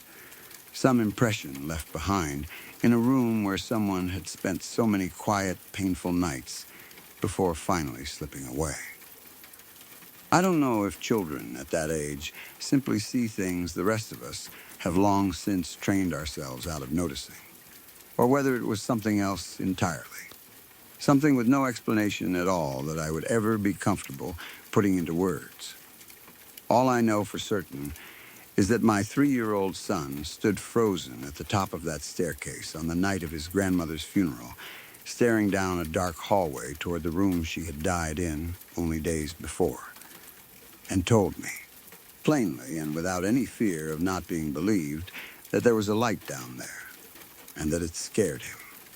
This happened about 2 years ago to me, and even now, looking back on it, it still unsettles me more than almost anything else that's ever happened in my life. I should start by explaining the setting, because it matters for everything that comes after. I used to have a small shop in a building that was over 100 years old, one of those long-standing structures that had clearly seen a lot of different tenants and a lot of different uses over its lifetime. The building itself had been split up into 3 separate storefronts over the years. I had one of those spaces for my own shop. My best friend had another one right next to mine. And the third storefront was rented out to another young woman who ran her own business there as well. It was one of those buildings that felt like it had history soaked right into its walls. The kind of place where the floorboards creak in ways that feel almost intentional, where the light never quite falls the way you'd expect it to during certain hours of the day. The building had clearly gone through several different lives over the past century, judging by the layers of old paint and the mismatched fixtures still tucked away in odd corners, remnants of businesses that had come and gone long before any of us ever signed our leases. One ordinary afternoon, I was at my shop working through the usual routine of a slow day when the phone rang. I picked it up expecting a customer or maybe a supplier calling about an order. But instead, there was a man on the other end of the line asking me about something fairly minor, though I honestly don't remember now exactly what his original question was. What I do remember clearly is how strange he sounded from the very first moment he started speaking. He had this spacey quality to his voice, distracted, like his attention kept drifting somewhere else entirely even as he was supposedly talking directly to me, the kind of tone you'd expect from someone half listening to 2 conversations at once, only there was clearly nobody else physically in the room with him, wherever he was calling from. I tried to keep the conversation moving along normally, answering his questions and asking a few of my own, but there were these long, uncomfortable pauses before he would respond to anything I said. Stretches of silence that went on just a little too long to feel natural. The kind of silence that makes you wonder if the call has dropped or if the person on the other end has simply wandered off, mid-conversation. At first, I chalked it up to a bad connection, or maybe someone who just wasn't very good on the phone, the kind of person who takes a while to gather their thoughts before speaking. At one point, after I'd asked him something and gotten nothing but silence in return for what felt like an unusually long stretch, I finally said, "Hello?" Because I genuinely thought he might have hung up on me without either of us realizing it. Instead of a normal response, he said something that immediately changed the entire tone of the call. He told me, "Oh, I'm sorry.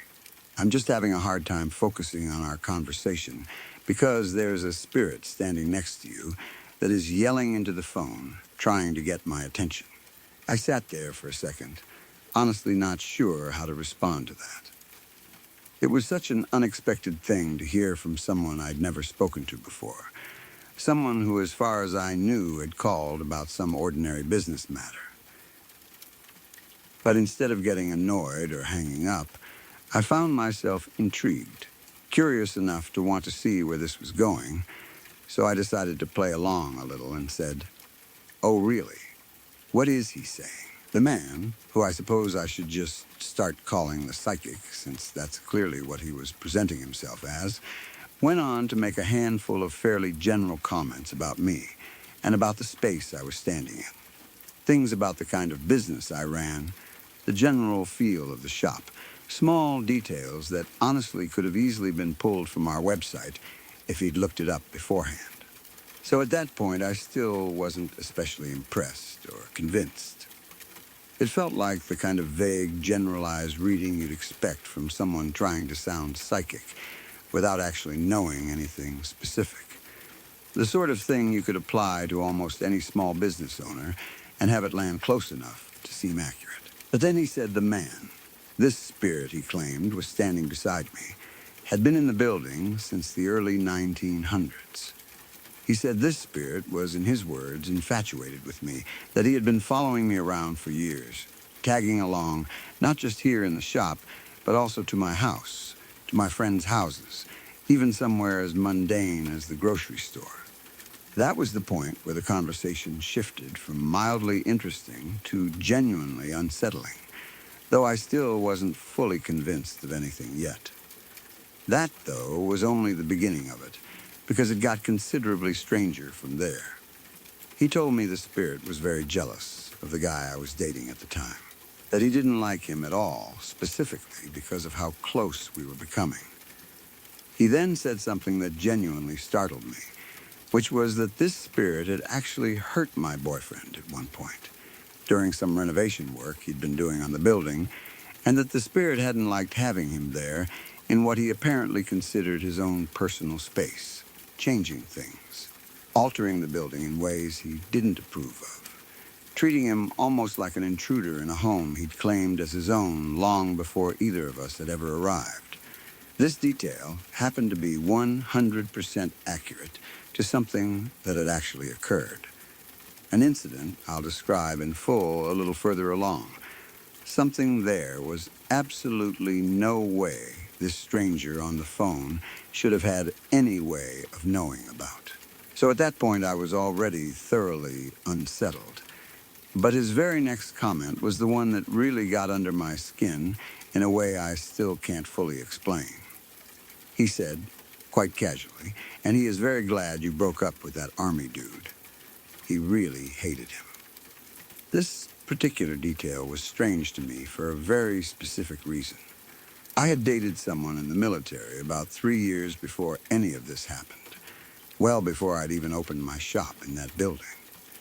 We had broken up, and shortly afterward, he had been restationed somewhere else entirely, and he had never once set foot inside that building during our relationship, nor had I seen or spoken to him since we ended things.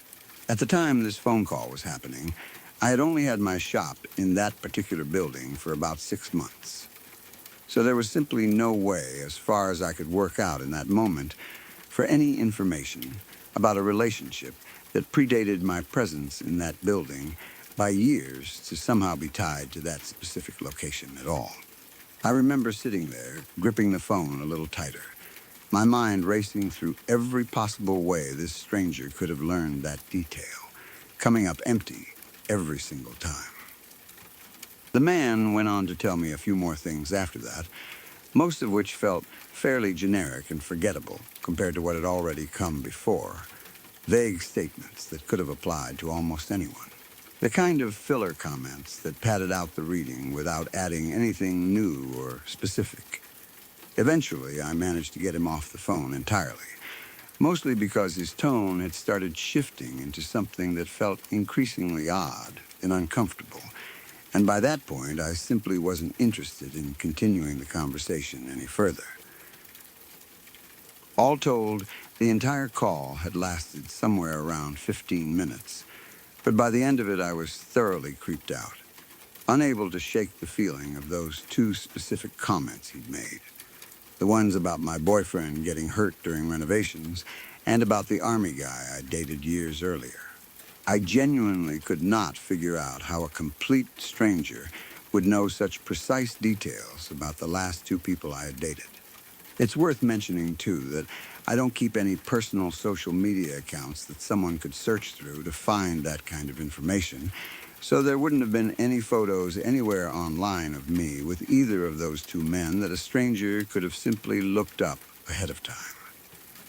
It was only some time after hanging up that something finally clicked into place for me, my mind circling back over the conversation again and again until one detail suddenly made sense of the rest. Before I ever opened my own shop in that building, I had actually worked there part-time for about 6 months, helping out my friend at her shop for some extra cash, back when I had first moved back to the city.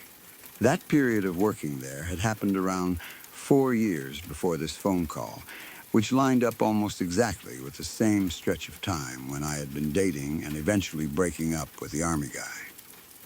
That timing would also explain why the psychic had said the spirit had been following me around for years rather than just months, since, in a strange way, by his account at least.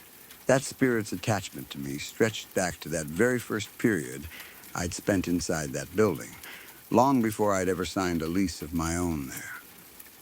I no longer keep a shop in that building these days. My business has since moved elsewhere. But I still stop by every now and then to visit my friend, since she still runs her shop there to this day.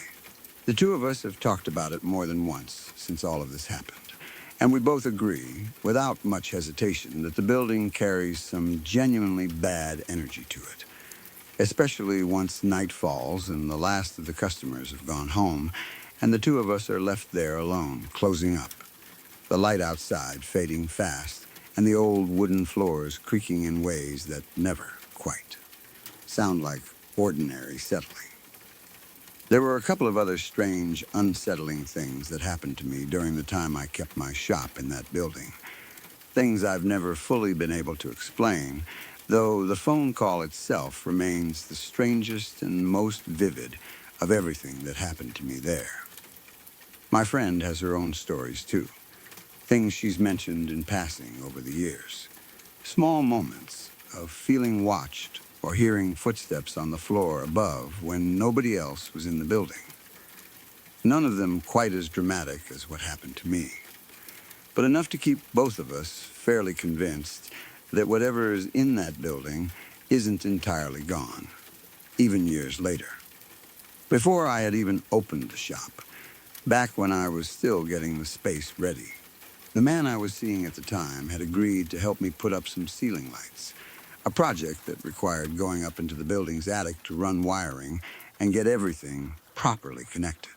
The attic, as you might expect in a building well over 100 years old, was in rough shape, dusty and cramped, filled with the kind of grime and buildup you'd expect from a space that had probably gone untouched for years at a time between different renovations. Because of that, I bought him one of those full industrial dust suits along with a proper respirator mask, since I didn't want him breathing in asbestos or whatever else might have been lingering up there after all those decades.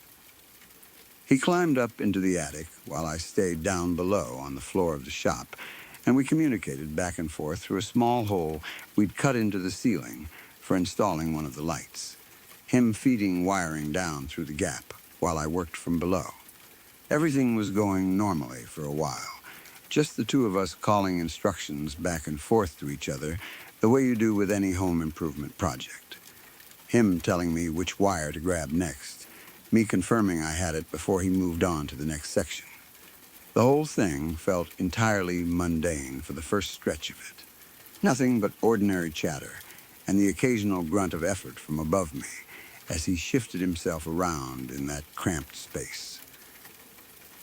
Then, at some point, I heard him yell out from above me, sharp and sudden enough to make my whole body go still, and almost immediately after that, his voice changed completely, becoming rushed and clipped and agitated in a way that, at the time, I honestly assumed was just him getting irritated with how long the whole process was taking. It took about 10 more minutes after that for us to finally finish installing that particular light. And once it was done, he came down the attic stairs so fast it startled me, practically barreling down the steps before slamming the attic door shut behind him. The look on his face when he reached the bottom was one of pure fear, an expression I had genuinely never seen on him before in all the time we'd been together. He immediately started tearing off the dust suit, ripping at the zipper and pulling it away from his body like it had suddenly become unbearable to wear, and then he yanked up the side of his shirt to show me what had happened underneath. Running along the length of his left side were 3 long, deep scratches, claw marks really, one of which was actively bleeding through his skin, thin, dark lines standing out starkly against his skin, evenly spaced in a way that looked almost deliberate, rather than accidental. We both immediately checked the dust suit itself for any matching tears or rips that might explain how something could have caught him through the fabric.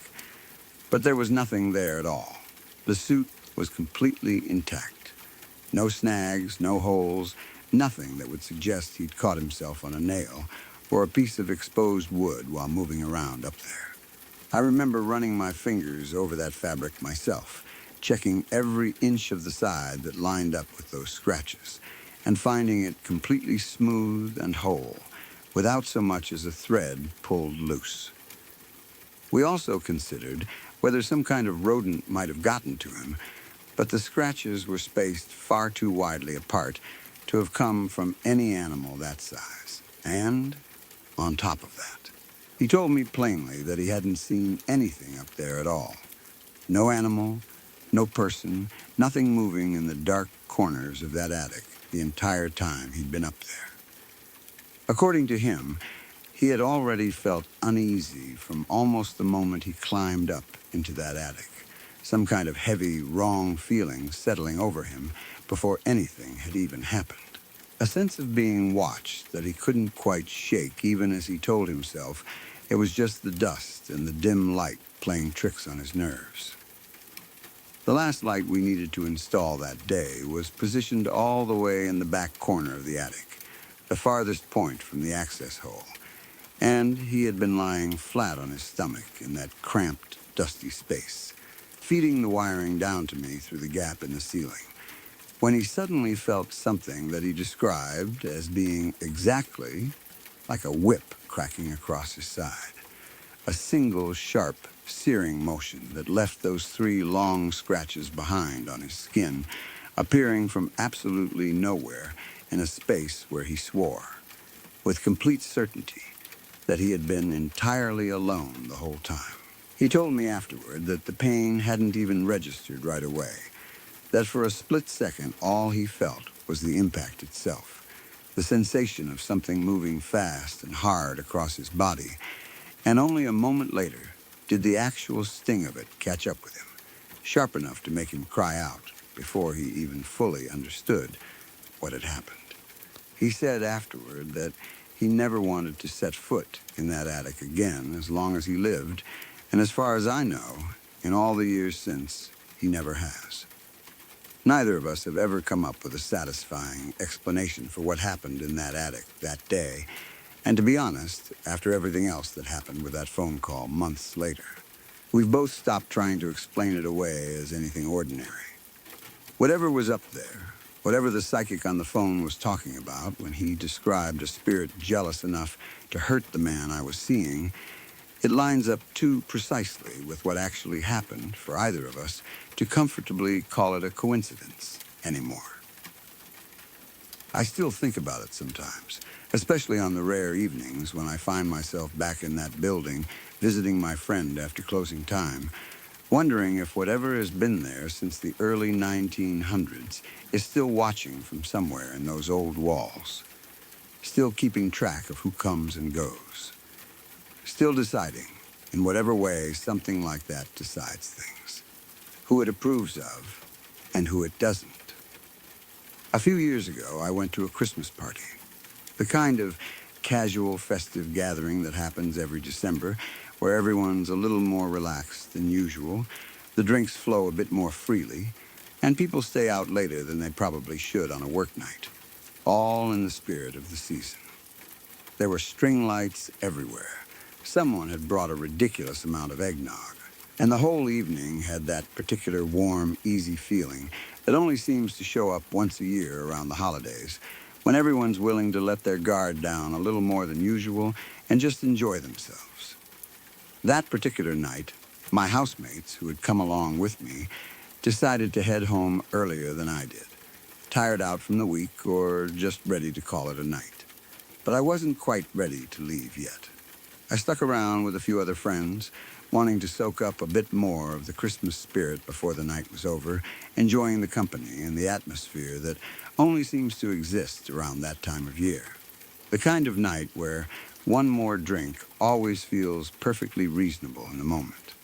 I ended up drinking a fair bit more than I probably should have, getting pretty hammered as the night went on, the kind of drunk where the hours blur together a little and everything feels warm and easy and a lot funnier than it probably actually is. By the time I finally made it home, it was around 3 in the morning, well past the point where any reasonable person would have called it a night hours earlier. The house was completely dark and silent by the time I let myself in, everyone else long since asleep. The only sound the quiet hum of the fridge and my own slightly unsteady footsteps on the kitchen tile. But instead of just heading straight to bed the way I probably should have, Given the hour and the state I was in, I decided I wasn't quite ready to end the night yet.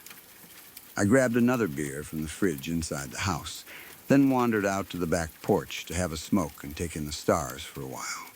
The kind of quiet, slightly reflective moment that drunk people sometimes convince themselves they need at the end of a big night out. Standing there under a clear winter sky with my thoughts pleasantly fuzzy and unfocused. I remember that night being unusually clear for the time of year, the kind of crisp winter sky where the stars actually stand out properly instead of being washed out by clouds or light pollution, which was part of why I'd wanted to stay out there in the first place, instead of just going straight to bed after such a long and tiring evening. I remember feeling completely at peace out there, that particular kind of drunken contentment, where nothing feels wrong or off in the slightest, where the whole world seems to have slowed down just enough to let you enjoy a quiet moment to yourself after a long night of noise and people and conversation. Looking back now, knowing what I supposedly know, that memory of feeling so peacefully alone out there is the part that unsettles me the most, more than almost anything else about the story, because it means whatever was allegedly standing behind me managed to exist in that space without disturbing any part of the calm I felt in that moment at all. I was out there for a couple of minutes, just standing on the porch with my beer and my cigarette, looking up at the sky and generally enjoying that strange, floaty feeling that comes with being that drunk at that hour of the night. Everything a little slower and softer around the edges than usual, when I noticed the kitchen light flick on behind me inside the house. A moment later, one of my housemates appeared in the kitchen, apparently having gotten up for some reason, maybe thirsty or unable to sleep, and he looked out through the back window toward where I was standing on the porch. I gave him a wave, probably looking every bit the drunk idiot that I was at that point, swaying slightly, cigarette in one hand and beer in the other, completely unbothered by how ridiculous I must have looked standing out there alone in the middle of the night, grinning stupidly at the window like it was the funniest thing in the world. I actually expected him to come outside and join me for a minute, half hoping he might want a quick debrief on how the rest of the evening had gone after he'd left the party early, since there had been a few genuinely funny moments earlier in the night that I was looking forward to telling him about. Moments that honestly aren't relevant to this particular story, but that I remember thinking about. At the time, wanting to share them with him before I forgot the details in my drunken state. But instead, he just filled up a glass of water from the tap, the way you do when you've woken up thirsty in the middle of the night, and then turned around and went back to bed without coming out or saying anything to me at all. I didn't think much of it at the time, just figured he was tired and not really in the mood to chat at that hour, so I finished off my smoke and my beer out there on my own, eventually heading inside myself and going to bed shortly after. The night finally winding down the way most nights like that eventually do. The next morning, we were sitting around the kitchen the way you do after a big night, both of us nursing mild hangovers, sunlight streaming in through the same window he'd looked through hours earlier, coffee mugs in hand, rehashing the events of the previous evening together, filling in gaps in each other's memories, the way friends often do after a night of heavy drinking. Piecing the whole story back together between the two of us, laughing over details neither of us had fully remembered until the other one brought it up.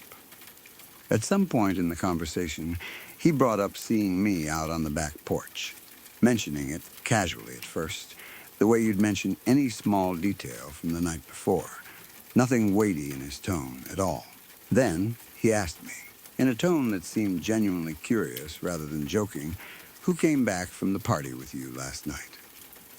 I gave him a sideways look, confused by the question, since as far as I remembered, and as far as I was concerned, I had absolutely been alone out there on that porch the whole time, with nothing but my own drunken thoughts for company.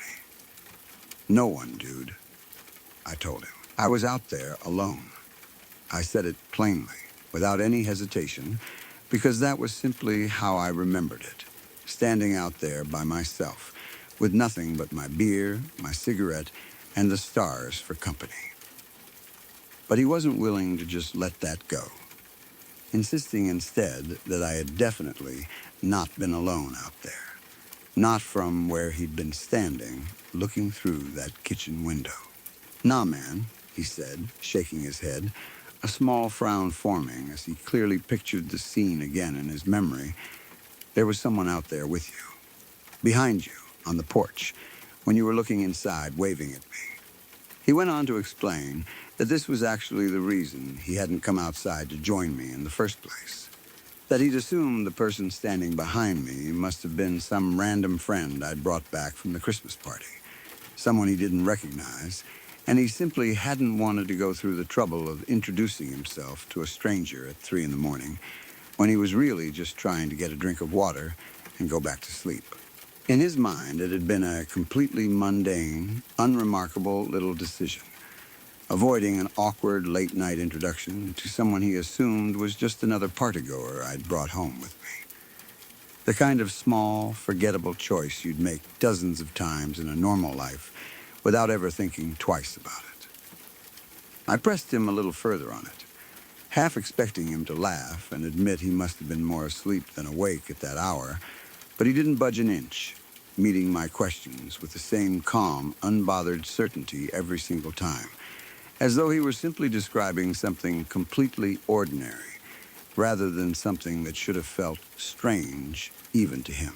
He described the shape again, insisting it had been clearly the outline of a person, standing upright, close enough behind me that from his angle at the window it genuinely looked like we were standing together having some kind of conversation, or at least sharing the same small space on that porch. He said he specifically remembered thinking, in that half-awake moment, something along the lines of, good for him, bringing someone back, before deciding it wasn't his business to interrupt, and heading back to bed with his glass of water, filing the whole thing away as nothing more than an unremarkable little detail from an otherwise ordinary night, not realizing until the next morning just how unremarkable it actually wasn't. He's not the type of person to make up stories or exaggerate for effect. Either, out of everyone I know, he's always been the most grounded, practical one in our friend group. The guy who rolls his eyes at ghost stories and horror movies alike, who's never shown much patience for anything that smells even slightly of the supernatural. Always the first to point out a logical explanation whenever anyone else brought up something unexplained. That's part of why this whole thing has bothered me so much over the years, because if it had been almost anyone else telling me this story, I probably would have dismissed it outright as some drunken misunderstanding, or an exaggerated memory shaped by too many years of retelling. But knowing him, knowing how skeptical he normally is about anything remotely strange or unexplained, makes his absolute certainty about that night carry a lot more weight than it otherwise would. Weight I've never quite been able to set down completely. To this day, years later, he still stands firmly by this version of what happened that night. He's never once wavered on it, never suggested that maybe he'd misread the shadows through the window, or that maybe it had just been a trick of the porch light playing across some object out there, a chair or a bush or anything else that might have looked, for a split second, in his half-asleep state, like the shape of another person standing behind me. Every time it's come up since, whether we're recounting old stories with other friends over drinks or just the two of us talking about that particular Christmas on some quiet evening years later, he describes it exactly the same way, with the same quiet certainty. The same specific details about where the figure was standing and how it looked from his angle at the window. That there was absolutely someone standing behind me on that porch, close enough and clear enough that he assumed it was simply an ordinary human being he didn't recognize.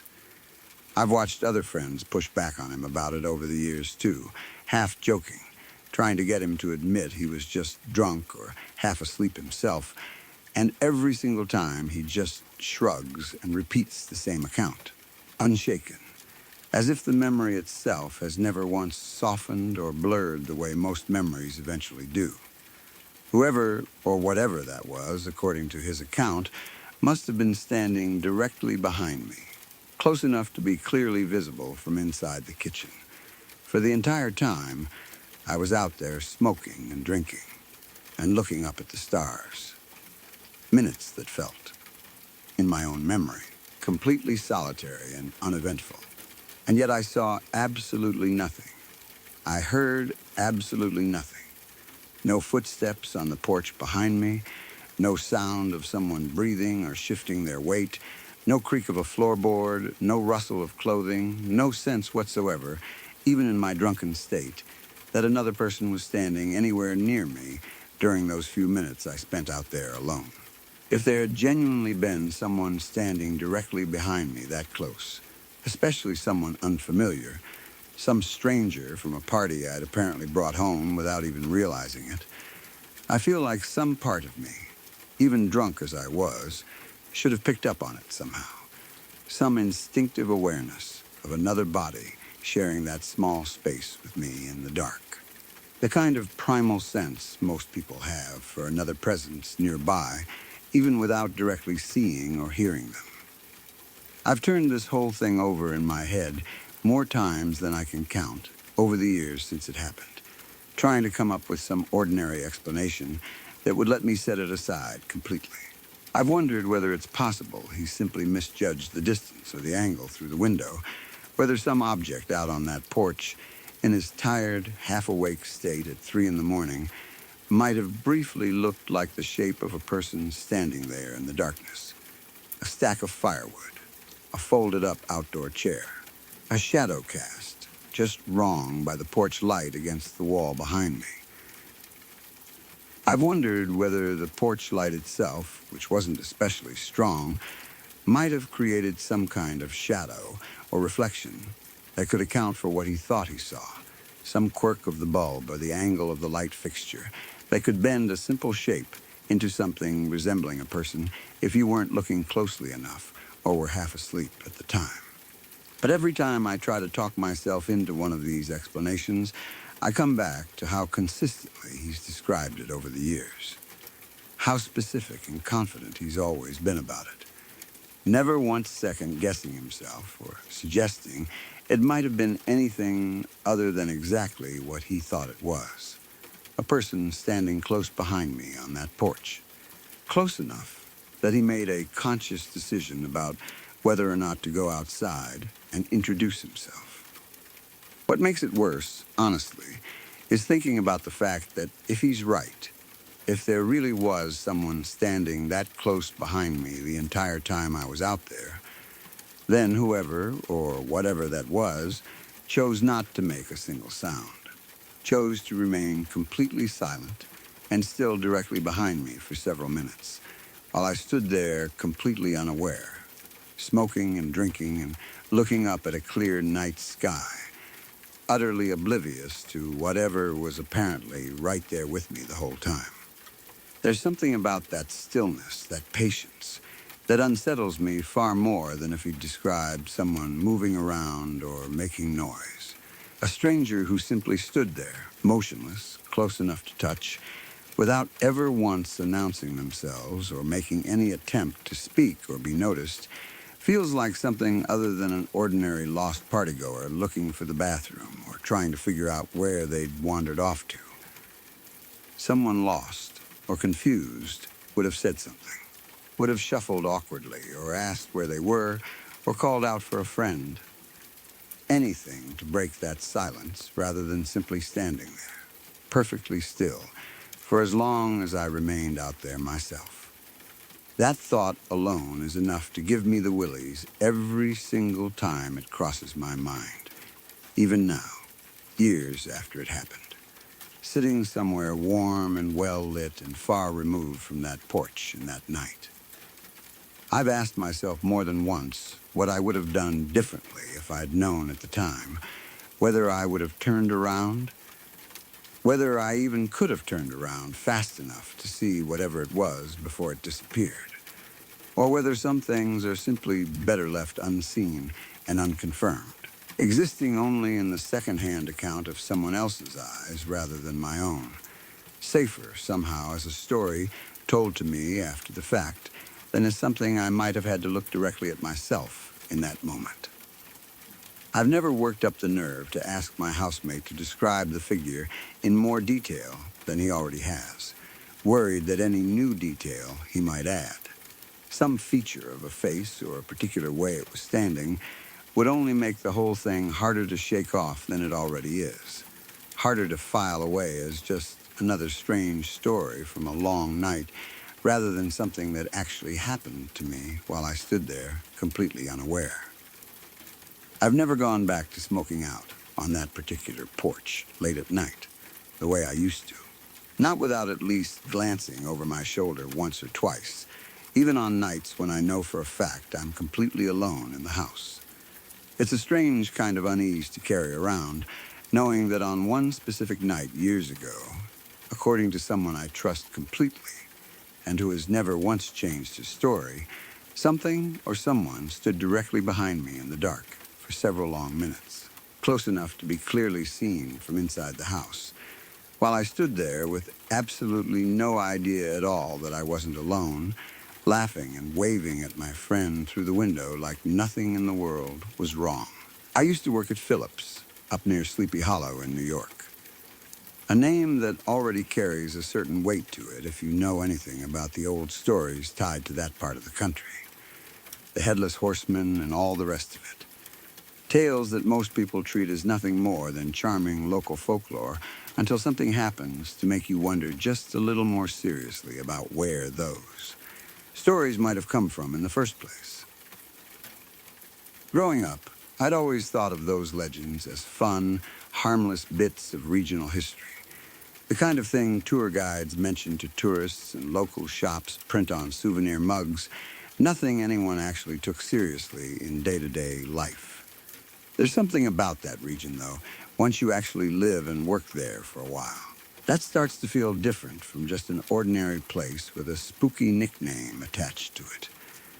Some quality in the way the light falls through those particular hills and valleys that makes the old stories a little easier to imagine as more than just fiction. Working right in that area for as long as I did gave me a slightly different relationship with those old stories. A kind of quiet awareness sitting in the back of my mind that I never fully admitted to myself until the day this happened. The office itself sat on a large piece of property, and behind the buildings there was a stretch of forest that belonged to the company, left mostly wild and untouched aside from a few worn paths that employees used for walking during breaks. At my lunch breaks, I like to wander through that forest on the work property, using the time to step away from my desk and get some fresh air. The kind of quiet walk that helps clear your head in the middle of a long workday. It became something of a routine for me. A small daily ritual I looked forward to more than I probably would have admitted to my coworkers, who mostly preferred to eat lunch at their desks or in the break room rather than heading outside into the trees. I'd usually grab a sandwich or leftovers from home, eat quickly at my desk, and then head straight out the back door toward the tree line the moment I had a spare 30 minutes, treating that little stretch of woods almost like a private escape from the fluorescent lights and constant hum of the office. There was something about being surrounded by all that quiet, undisturbed woodland, so close to the office and yet feeling like an entirely different world, that made those walks feel like more than just an ordinary break from work. Some days I'd bring a small notebook and just sit on a fallen log somewhere along the path, not really writing anything, just enjoying the stillness for a while before heading back inside to finish out the afternoon. One beautiful October day, the kind of crisp autumn afternoon where the light filters gold and orange through the changing leaves and the air carries just the right amount of chill to feel refreshing rather than uncomfortable, I was out on my usual walk, admiring the fall colors, the way I always did that time of year. I remember thinking, as I stepped out that particular day, that autumn always felt like the best time of year to walk through that forest. The leaves at their absolute peak of color before the inevitable bareness of winter set in, the whole woodland lit up in shades of red and orange and gold that seemed to glow from within whenever the sunlight caught them just right. I'd zipped up my jacket a little against the breeze and taken my usual route without really thinking about it, my feet knowing the path well enough, by that point, that I barely had to pay attention to where I was going, leaving my mind free to just soak in the scenery around me. The forest floor was covered in a thick blanket of fallen leaves, red and orange and yellow, all mixed together, crunching softly under my footsteps as I made my way along the familiar path, taking my time, in no particular hurry to get anywhere, simply enjoying being outside in that particular kind of beauty that only shows up for a few short weeks each autumn before the trees go bare for winter. As I walked, admiring the scenery around me, I suddenly saw a buck standing directly in front of me on the path, close enough that it startled me for a moment, simply because of how unexpectedly it had appeared, as though it had materialized out of the trees without a single sound to announce its presence. He was a beautiful animal, tall and proud with a full rack of antlers, standing perfectly still and watching me with what felt, in that moment, like genuine calm rather than the usual skittish alertness you'd expect from a wild deer encountering a person on a forest path. I remember being struck immediately by how large he was, how healthy and well-built he looked standing there among the fallen leaves, his coat catching the afternoon light in a way that made him look almost like something out of a painting, rather than an actual living animal standing in front of me on an ordinary Tuesday afternoon. For just a second, I actually stopped breathing, the way you do when something beautiful and unexpected suddenly interrupts an otherwise ordinary moment, not wanting to break whatever spell had settled over that little stretch of path. There's a word, numinous, that gets used sometimes to describe the particular feeling of being in the presence of something spiritual, something that feels unworldly or larger than ordinary life, a sensation that goes beyond simple appreciation and edges into something closer to reverence or awe. That's exactly how I felt, standing there looking at that buck. There was something about the way the autumn light was falling through the leaves around him, catching on his antlers and his coat.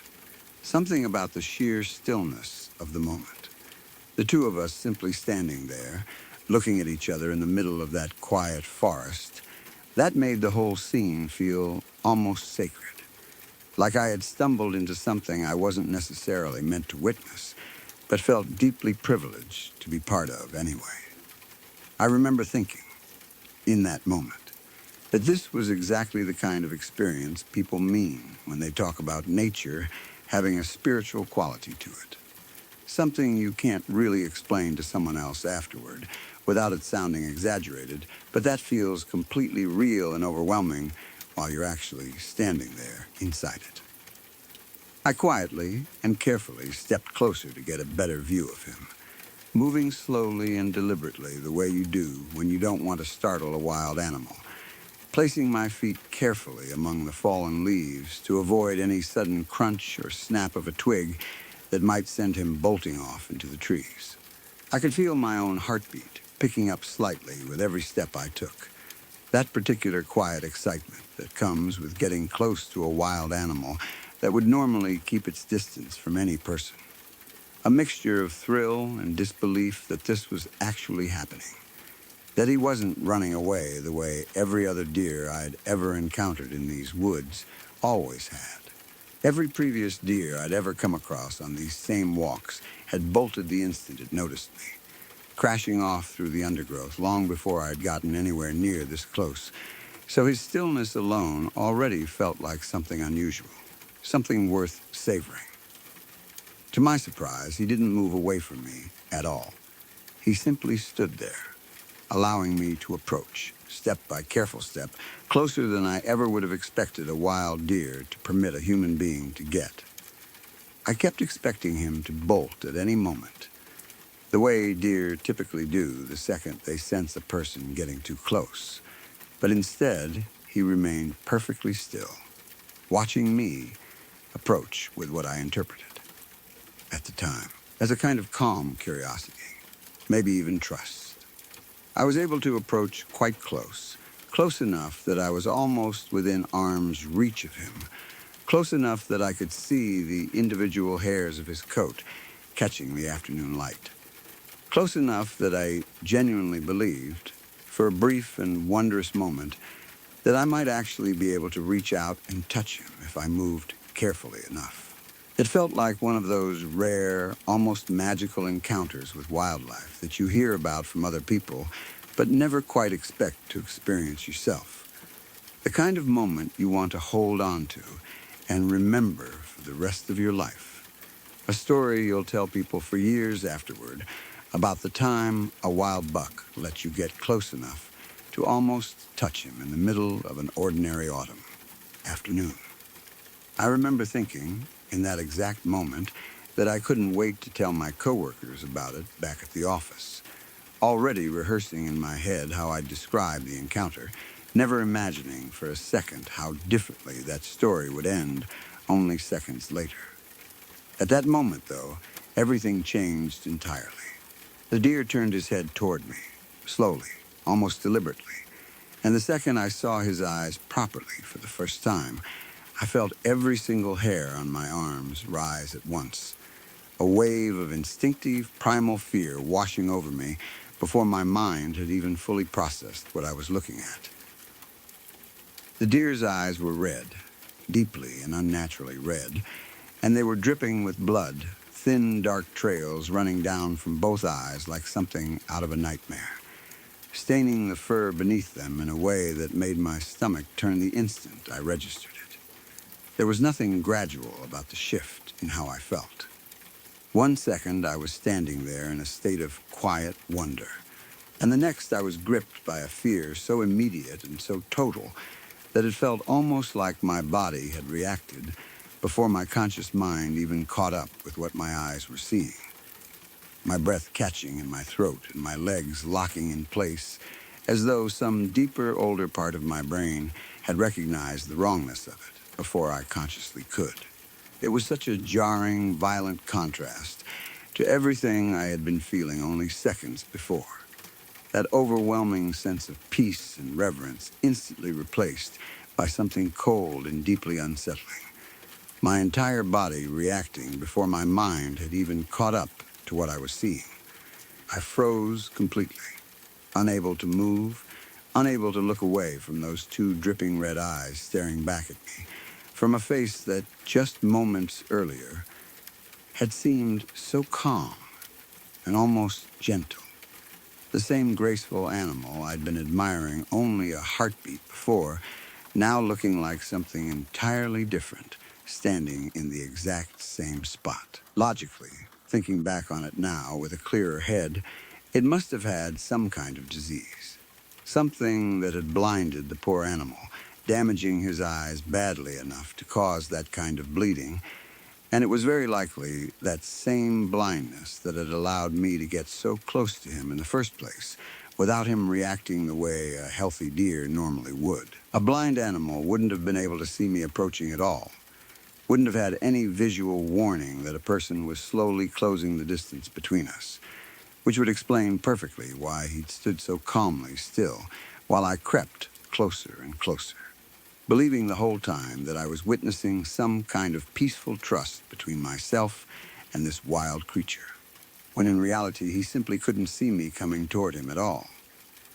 But in the moment itself, standing there in that quiet forest with the golden autumn light falling all around us, none of that logical explanation mattered in the slightest. All that mattered was the sheer, overwhelming wrongness of what I was looking at, those two red, weeping eyes fixed in my direction. blood running down a face that had seemed so serene only seconds before. It was terrifying and uncanny in a way that's genuinely hard to put into words properly.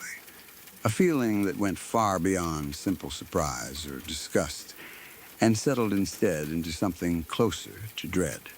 The kind of primal unease that comes from watching something beautiful and peaceful transform in an instant into something that looks wrong on some deep, instinctive level. I don't know exactly how long I stood there frozen, staring back at those bleeding eyes, though it couldn't have been more than a few seconds in reality, even though it felt, at the time, like it stretched on much longer than that, time itself seeming to slow down and thicken around me the way it sometimes does in the middle of something truly frightening. Eventually, the deer simply turned away from me and wandered slowly back into the trees, moving with the same unhurried, almost graceful gait he'd had when I first spotted him, disappearing into the deeper shadows of the forest as quietly as he had first appeared, leaving me standing alone on that path, surrounded by fallen leaves. My heart still pounding harder than it had any right to from such a brief encounter. I stood there for a while after he'd gone, trying to process what I'd just seen, trying to reconcile the initial feeling of near reverence I'd experienced with a sudden, visceral fear that had replaced it so completely in the span of a single turned head. It felt strange to have gone from feeling like I was witnessing something almost holy, some rare and beautiful moment of connection with a wild animal, to feeling genuinely frightened and unsettled, all within the space of a few short seconds, the whole encounter flipping entirely on its head the instant those red eyes came into view. I eventually made my way back to the office, walking a little faster than usual on the way back, glancing over my shoulder more than once, even though I knew logically there was nothing behind me, no reason at all to feel like I was being watched or followed. When I got back to my desk, I remember sitting there for a few minutes, just trying to calm myself down before getting back to work. My hands still not entirely steady, replaying the image of those dripping red eyes over and over in my mind, no matter how much I tried to push the thought aside and focus on something else. A coworker asked me if I was feeling all right, since I must have looked visibly shaken, and I remember brushing it off with some vague excuse about the cold air. Not quite ready yet to try putting into words what had actually just happened to me out there in those woods. I never saw that particular buck again after that day, despite continuing my regular lunchtime walks through that same stretch of forest for a long while afterward. I looked for him sometimes, half hoping and half dreading that I might spot him again somewhere among the trees, curious whether his condition had gotten worse, whether he was even still alive out there, or whether he'd simply moved on to some other part of the property I never happened to walk through. Part of me wanted to see him again, just to confirm to myself that what I'd seen really had a logical explanation, that it really had just been some kind of illness or infection rather than anything stranger than that. I even asked around a little, mentioning it casually to a couple of coworkers who also sometimes walked in those woods, wondering if anyone else had come across a large buck matching that description. But nobody I spoke to had ever seen anything like what I described. But he never appeared again, not on that path or anywhere else I walked during all the months I kept working there, and eventually the forest went back to feeling like exactly what it had always been before that day. Just an ordinary patch of trees behind an ordinary office building. I still think about that day sometimes, usually around this time of year when the leaves start turning that same deep orange and red, when the light falls through the trees in that same particular golden way that made the whole scene feel so beautiful and almost sacred in the moments, right before everything changed. I know, rationally, that there's almost certainly a perfectly ordinary explanation for what I saw that day. Some disease or infection that would explain the blood and the blindness both.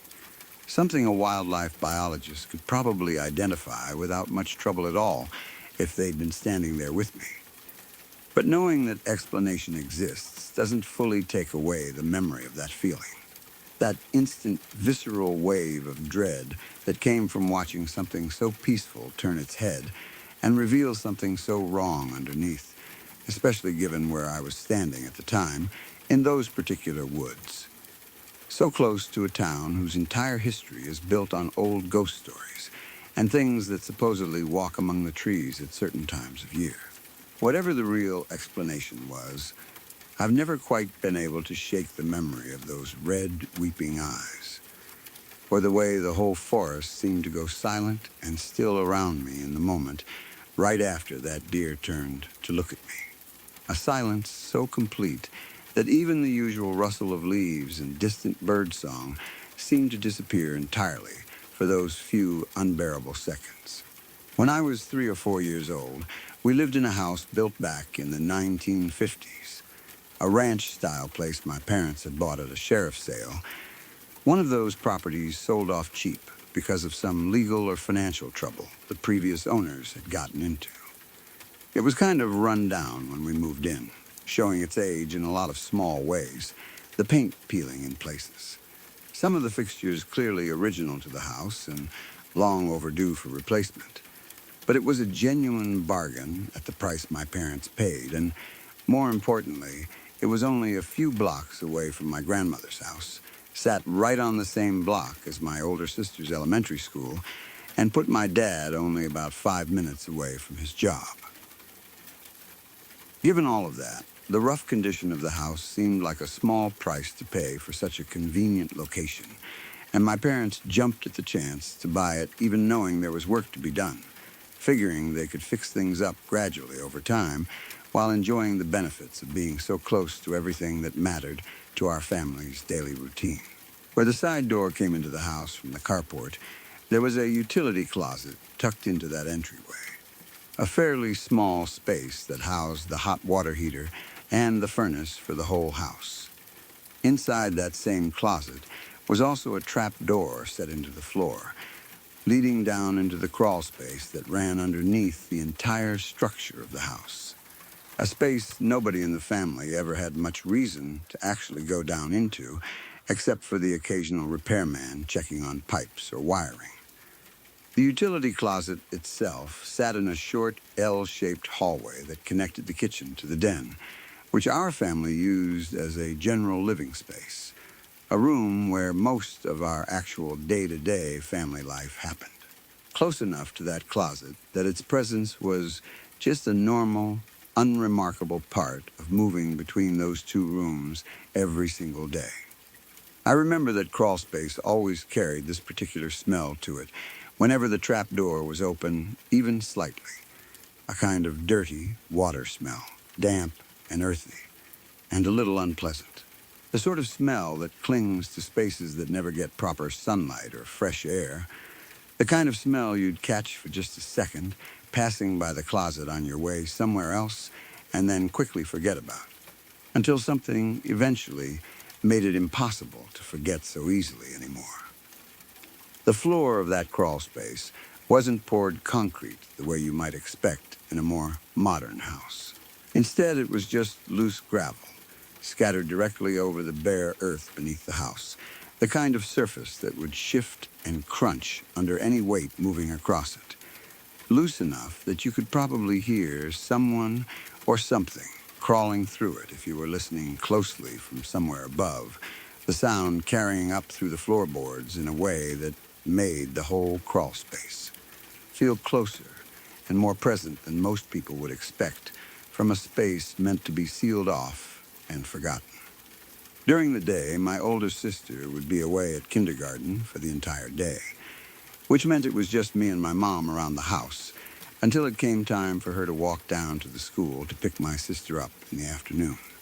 I would spend most of those hours playing by myself in the den while my mom worked in the kitchen, decorating cakes as a small side job she ran out of our house, carefully icing and shaping elaborate designs for birthdays and other occasions while I entertained myself nearby with my toys, the two of us existing in our own separate little worlds within earshot of each other for hours at a stretch. My mom would often hear me from the kitchen, carrying on these long, involved conversations out in the den with whatever toys I happened to be playing with that day. The kind of imaginative chatter that seems completely normal coming from a small child left to their own devices for hours at a time, full of pauses and responses that made it sound almost like an actual back and forth conversation, rather than a child simply narrating to himself, the kind of thing that would have seemed sweet and unremarkable if she'd ever thought to pay closer attention to what exactly I was saying during those long stretches of talk. One of my favorite things to do during those long stretches of solo play was to make what I called a cave by lifting up the leg rest of our recliner chair and crawling underneath it with my toys, using the raised footrest as a kind of makeshift roof over a little hideout where I could play in relative darkness and privacy, shutting out the rest of the room and creating my own small enclosed world down there. This habit used to genuinely annoy my mother, since I never once remembered to put the leg rest back down when I was finished playing, leaving it standing up at an angle every single time until she eventually had to go push it back down herself, muttering about it under her breath as she did. One day, out of simple curiosity more than anything else, she finally asked me directly why I always insisted on doing that. Why the leg rest always needed to stay up while I played under there, expecting some ordinary, forgettable answer the way parents usually do when they ask their small children about their strange little habits. I told her, without any hesitation at all, because the light from the big window hurts their eyes. She looked at me, a little puzzled by the answer, and asked, "The light hurts your toys' eyes?" I shook my head and corrected her, matter of fact, the way children are when they assume the adult in front of them already understands something obvious. No, the two little black boys who come out to play with me. That answer, understandably, completely freaked her out. She didn't say much to me directly in the moment, keeping her voice calm and steady even though her mind must have already been racing, but she immediately went and talked to my dad about what I had just told her once he got home from work that evening. The two of them clearly unsettled enough by it that they decided to sit down together and ask me more questions about it, wanting to understand exactly what I meant and where this idea had come from in the first place. I told them, plainly and without any hesitation, that I had two friends, and that their names were Pumi and Punky. According to me, they were two little black boys who lived underneath the heater, inside that same utility closet where the hot water tank and furnace sat. Tucked away in that small, dark space most adults in the house barely thought about beyond its practical function. A space nobody would ever have imagined a small child assigning any real significance to at all. I explained that Pumi was always the one who wanted to come out and play with me, always eager and enthusiastic, but that he had to drag Punky along with him every single time, because Punky never actually wanted to come out at all, always reluctant, always hanging back, dragging his feet the whole way, according to how I described it to my parents. Despite that reluctance, the two of them apparently weren't allowed to ever be separated from each other, so wherever Pumi went, Punky had to go too, whether he wanted to or not, as if some rule neither of them had any say over kept them permanently tied together. Both of them, according to what I told my parents, were absolutely terrified of my father. A fear that never made any sense to either of my parents, given how gentle and even tempered a man my father actually was around the house.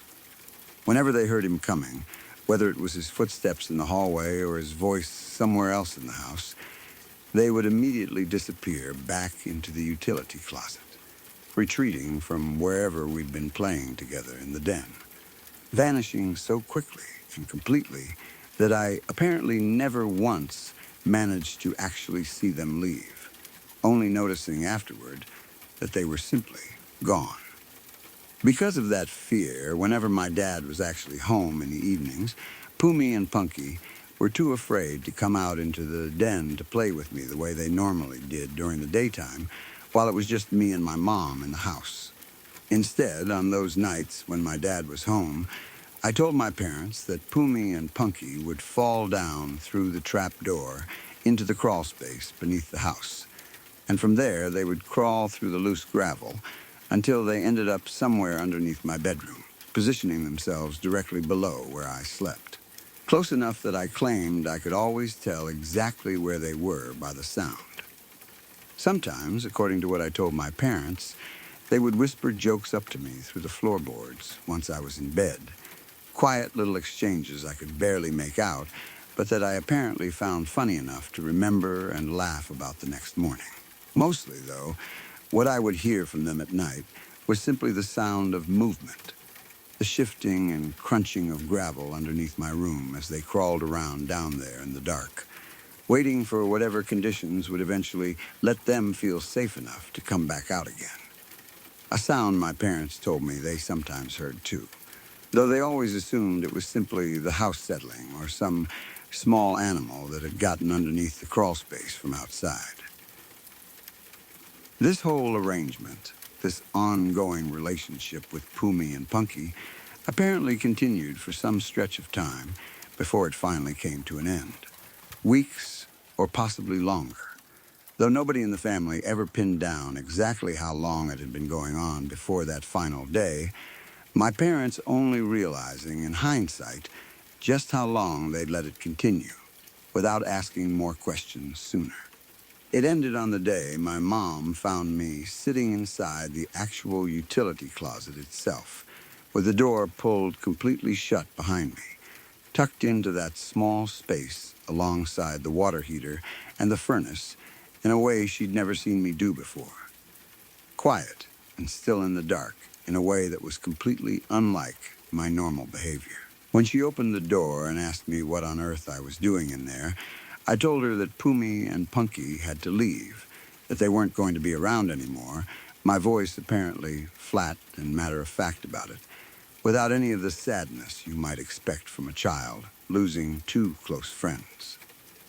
I explained to her that a man I described as the Raggedy Man, someone who walked along the train tracks at night, had almost found them. A figure I apparently described with enough specific detail that my parents were left wondering uncomfortably where a 3 or 4-year-old could possibly have come up with such an image in the first place. According to what I told her, Pumi and Punky had seen this Raggedy Man out in our backyard, standing there trying to peek through the screen door into the house, searching for something or someone in the darkness outside. His presence enough to send both of them into a panic, unlike anything they'd shown before, even around my father. A level of fear that apparently exceeded anything they'd ever displayed in all our time playing together. Terrified of being discovered by him, the two of them had crawled straight into the furnace itself to hide, and once inside they had turned to cinders, burning up completely, and had flown out through the chimney and away from the house entirely, gone for good after that moment, carried off into the night sky in pieces too small and scattered ever to come back together again. Or so I told her, as calmly as if I were describing something I'd simply watched happen from across the room. My parents never told me directly at the time just how unsettled this whole explanation left them, but I've heard the story recounted enough times over the years since, both from my mom and occasionally from my dad, to understand now just how seriously they took it back then. Even as small children ourselves in the household, since I have vague secondhand memories of my sister mentioning it too, having overheard our parents discussing it in hushed tones when they thought we weren't listening. There was something about the specificity of it all, the consistency with which I described these two characters, and their fear of my father, their retreat into the crawl space at night, and eventually this final, strange story about a stranger by the train tracks and a fiery escape through the chimney that apparently went far beyond what either of them expected from an ordinary imaginary friend a 3 or 4-year-old might invent out of boredom. My mom has told me since that what disturbed her most wasn't necessarily the imaginary friends themselves, since plenty of small children go through phases of inventing companions like that, but rather how consistent and detailed the whole scenario remained over time.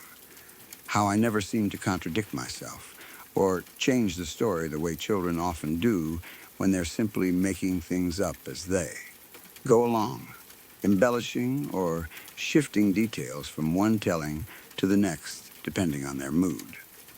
The names stayed the same, the personalities stayed the same. Pumi's eagerness and Punky's reluctance never shifted no matter how many times she asked me about them. And the fear of my father was something I repeated so plainly and so consistently that it felt, to her, like I was describing something I had genuinely observed rather than something I had simply invented in my own head. The same steady, unchanging detail you'd expect from someone recounting a real memory rather than a fantasy. She's also mentioned, more than once over the years, how strange it was that a small child would come up with such a specific and oddly grim ending to the whole thing. This image of a mysterious figure walking along train tracks at night, peering through a screen door into our house.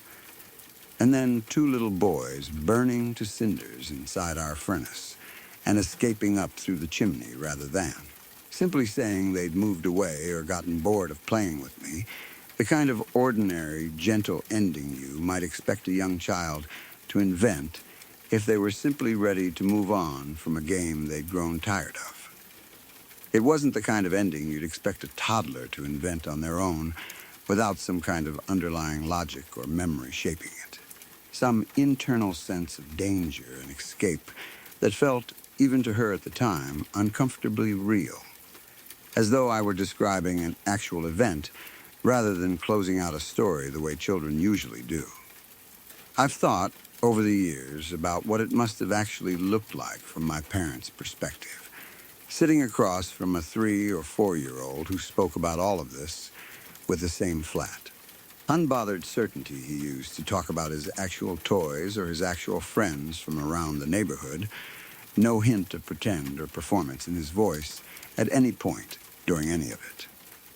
Small children can be remarkably convincing when they believe something completely. And from what my mom has described, there was never a flicker of hesitation in anything I said about Pumi or Punky. Never a moment where I seemed to be searching for what to say next the way children usually do when they're inventing a story on the spot. It was simply reported to them as fact. The same way I might have told them what I'd eaten for lunch that day or what game I'd played at the park. I don't remember any of this myself now. Not the conversations under the recliner. Not the whispered jokes through the floorboards. Not the Raggedy Man or the furnace or any of it. It's all secondhand to me now, pieced together entirely from what my parents have told me over the years since.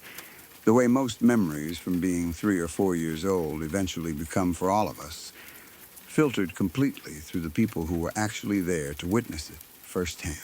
Since a child that young rarely retains anything but the vaguest, most fragmented impressions of that period of their life. But hearing it told and retold as I've gotten older, especially now that I understand a little more about that house, its history as a sheriff's sale property, and the general unease my parents apparently felt living there in those early years even before any of this happened. It's hard not to wonder sometimes about what was actually going on in that utility closet, in that crawl space full of loose gravel, underneath a house that came with more history attached to it than anyone at the time ever bothered to explain to a small child left alone to make his own kind of sense of it all. My parents never did look further into who might have owned that house before the sheriff's sale, or what exactly had happened there to force the previous family out. And at this point, all these years later, none of us are entirely sure we'd actually want to know. About 4 years ago, I was sleeping in my apartment when I woke up randomly. The way you sometimes do in the middle of the night for no clear reason at all. No alarm, no noise, just suddenly awake in the dark. my eyes opening on their own without any conscious effort on my part. That strange, disorienting feeling of instant alertness with no obvious cause behind it. When my eyes adjusted to the dim moonlight filtering into the room through the gap in my curtains, I saw a person standing right next to my bed. This person was clearly female, but very petite in build, small enough that my first instinct was to guess she might be a teenager, though it was honestly hard to say for certain given how little I could actually see of her in that dim light. She could just as easily have been an adult woman who happened to be tiny in stature. There simply wasn't enough to go on to say for sure either way, and my mind kept flipping back and forth between the two possibilities the entire time I stared at her. She was facing away from me entirely, standing at an angle so that I could only really make out her side and the back of her head, her whole body still and upright, in a way that felt strangely composed for someone standing alone in a dark bedroom that wasn't hers. Her shoulder was cocked up strangely toward her cheek, tilted at an angle that immediately reminded me of the way people sometimes hold a phone between their shoulder and their ear when their hands are busy with something else. That specific, slightly awkward posture you'd recognize instantly from anyone who's ever done it themselves.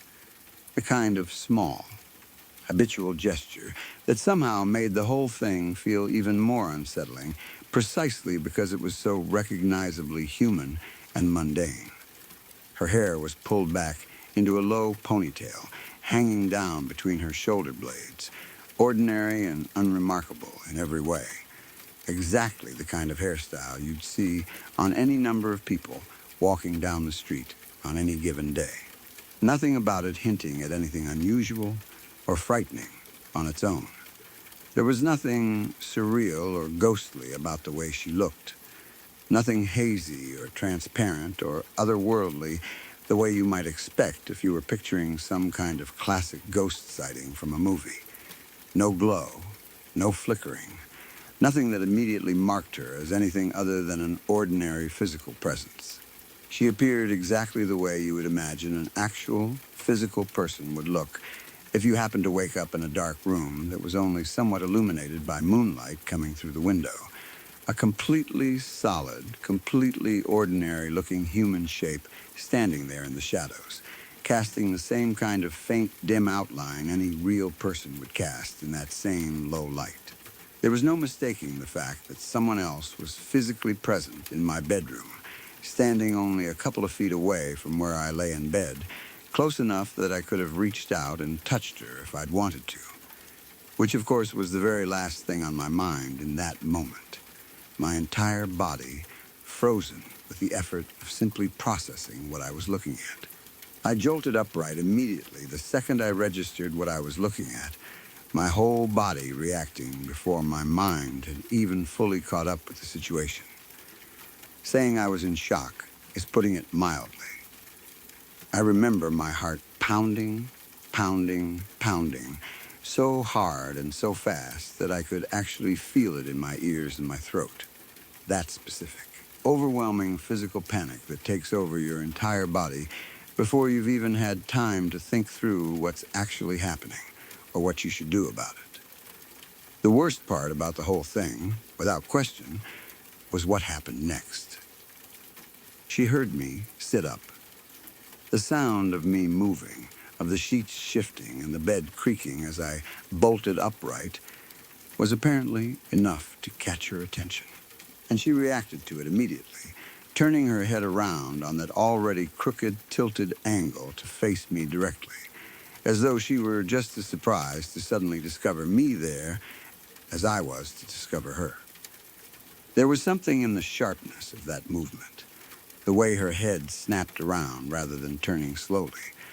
That made the whole moment feel even more jarring, like watching something react on pure instinct the same way any startled person might. That moment, that specific realization that she was just as aware of my presence as I was of hers, That this wasn't some passive, unaware figure simply standing there obliviously, but an active presence that could notice me and respond to me, is the single most terrifying detail of the entire experience. The part that still comes back to me most vividly whenever I think about that night.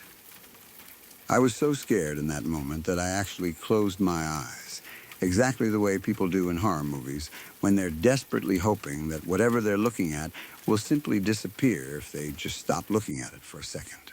Some part of me clinging to the childish hope that this was all some half-dreaming state I could blink my way out of if I just gave it a moment.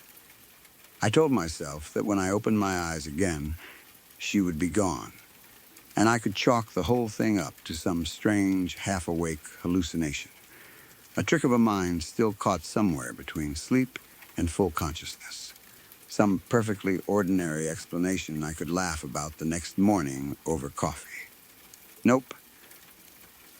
When I opened my eyes again, she was still there, and now she was staring directly at me, her face turned fully in my direction, watching me with the same stillness she'd had before, except now aimed squarely at where I was sitting upright in my bed. I started fumbling for the lamp on my nightstand, my hand moving clumsily in the dark, my eyes never once leaving her for even a fraction of a second, terrified that if I looked away, even briefly, something would change, that she might move closer, or vanish and reappear somewhere else in the room, or do something even worse that I hadn't even considered yet.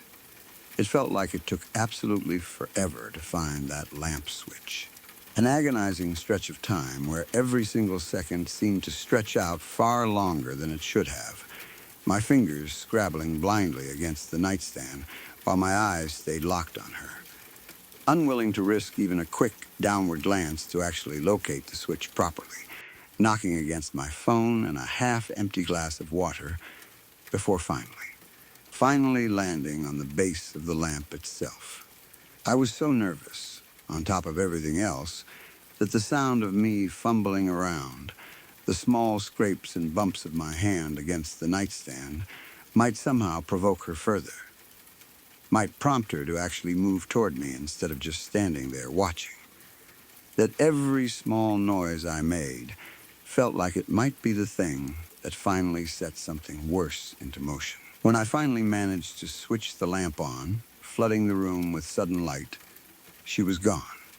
Not slowly fading, not dissolving into shadow the way you might expect from some kind of visual effect, just simply gone, vanished completely in that instant between darkness and light, leaving nothing behind to suggest she had ever actually been standing there at all. I grabbed my phone almost immediately after that and called my boyfriend, absolutely hysterical, crying and shaking, begging him to come over right then, in the middle of the night, because there was no way I could stay in that apartment alone after what had just happened. My voice barely coherent through the panic and the tears as I tried to explain what I'd just seen. He refused to come, telling me flatly that I hadn't actually seen what I thought I had seen, that it must have been some kind of half-dream or a trick of my tired mind still adjusting from sleep, the kind of dismissive response that, in the moment, felt almost as upsetting as the sighting itself had been, being told so plainly that my own first-hand experience simply couldn't be trusted or taken seriously, especially by the one person I'd expected to believe me without question. I ended up sleeping with the light on for 3 entire weeks straight after that night, unable to bring myself to turn it off even once during that whole stretch, no matter how much my electricity bill crept up, or how strange it felt to sleep in a fully lit room every single night, waking up some mornings with the light still burning and my eyes aching from having slept under it for so many hours in a row. I was that scared, genuinely unable to shake the memory of turning that lamp on and watching her simply disappear. Unable to convince myself with any real confidence that it wouldn't happen again the moment I let the room go dark. No matter how many times friends or family tried to reassure me that whatever it had been, it clearly hadn't hurt me, hadn't even come any closer than those first couple of feet. I remember telling my mom about it the next day, still shaken from the whole experience, hoping maybe for some kind of comfort or reassurance from her, some soft, motherly response that might make the whole thing feel a little less frightening, the kind of hug and gentle words I really needed in that moment.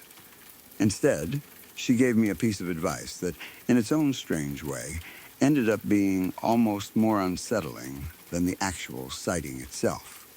She told me I should search every single closet in my apartment, thoroughly, just to make absolutely sure there wasn't an actual person, some kind of squatter or intruder, hiding somewhere in my home, her tone completely calm and practical, as though this were the most obvious and reasonable next step in the world. Thanks, Mom. As if being told there might be a ghost standing in my bedroom at night wasn't frightening enough on its own, now I had to seriously entertain the far more mundane, and honestly, somehow far more disturbing possibility that an actual living stranger had somehow gotten into my apartment and was hiding in one of my closets, watching me while I slept, waiting for some opportunity I didn't even want to think too hard about. I did search the apartment that day, every closet, every corner, every space large enough for a person to conceivably fit into, moving through my own home with a kind of nervous, methodical thoroughness I'd never had reason to use before, checking behind hanging clothes, under furniture, anywhere at all that could possibly have concealed another human being, even pulling out drawers and checking behind the shower curtain twice, just to be absolutely certain. I found nothing. No sign of anyone, no disturbed dust, no misplaced items, no smell of a stranger having been there, nothing at all to suggest that a living person had ever been hiding anywhere in that apartment, which left me back where I started, with only two possible explanations, neither of which offered much comfort. Either I had genuinely seen and been seen by something that had no business standing in my bedroom in the middle of the night, or my mind, in some half-asleep state, had somehow conjured up an entire, detailed, physically convincing figure out of nothing at all, complete with a specific hairstyle and a specific posture and a specific active reaction to my own movement, which honestly felt like an equally difficult thing to believe. Over the following weeks, as I slowly, reluctantly started sleeping with the light off again, I found myself replaying that image over and over in my mind, trying to pick apart every small detail, trying to figure out if there was something I'd missed that might explain it all away more comfortably, lying awake some nights running the whole scene back through my head like a film clip I couldn't stop replaying. I thought about the ponytail, wondering why, if my mind had truly invented this figure out of nothing, it would bother inventing something as oddly specific and mundane as a low ponytail rather than something more dramatic or obviously supernatural looking, some more obviously frightening detail that would at least fit the mold of a typical nightmare. I thought about the tilted shoulder, that strange, almost casual posture, so unlike anything you'd expect from a ghost in a story or a movie, and so much more like an actual, ordinary habit a real person might have picked up from years of holding a phone against their ear while their hands were busy doing something else. A detail that felt far too specific and far too human to have simply come from nowhere. I've told a handful of other people this story over the years since it happened, and the reactions have varied about as much as you'd expect. Some people brush it off immediately, offering up the same explanation my boyfriend gave me that first night, insisting it must have been some kind of sleep paralysis or a half-dreaming hallucination, the mind playing tricks on itself in that fragile, disoriented space between sleep and full wakefulness, a perfectly reasonable, science-backed explanation that I've come close to accepting myself more than once over the years.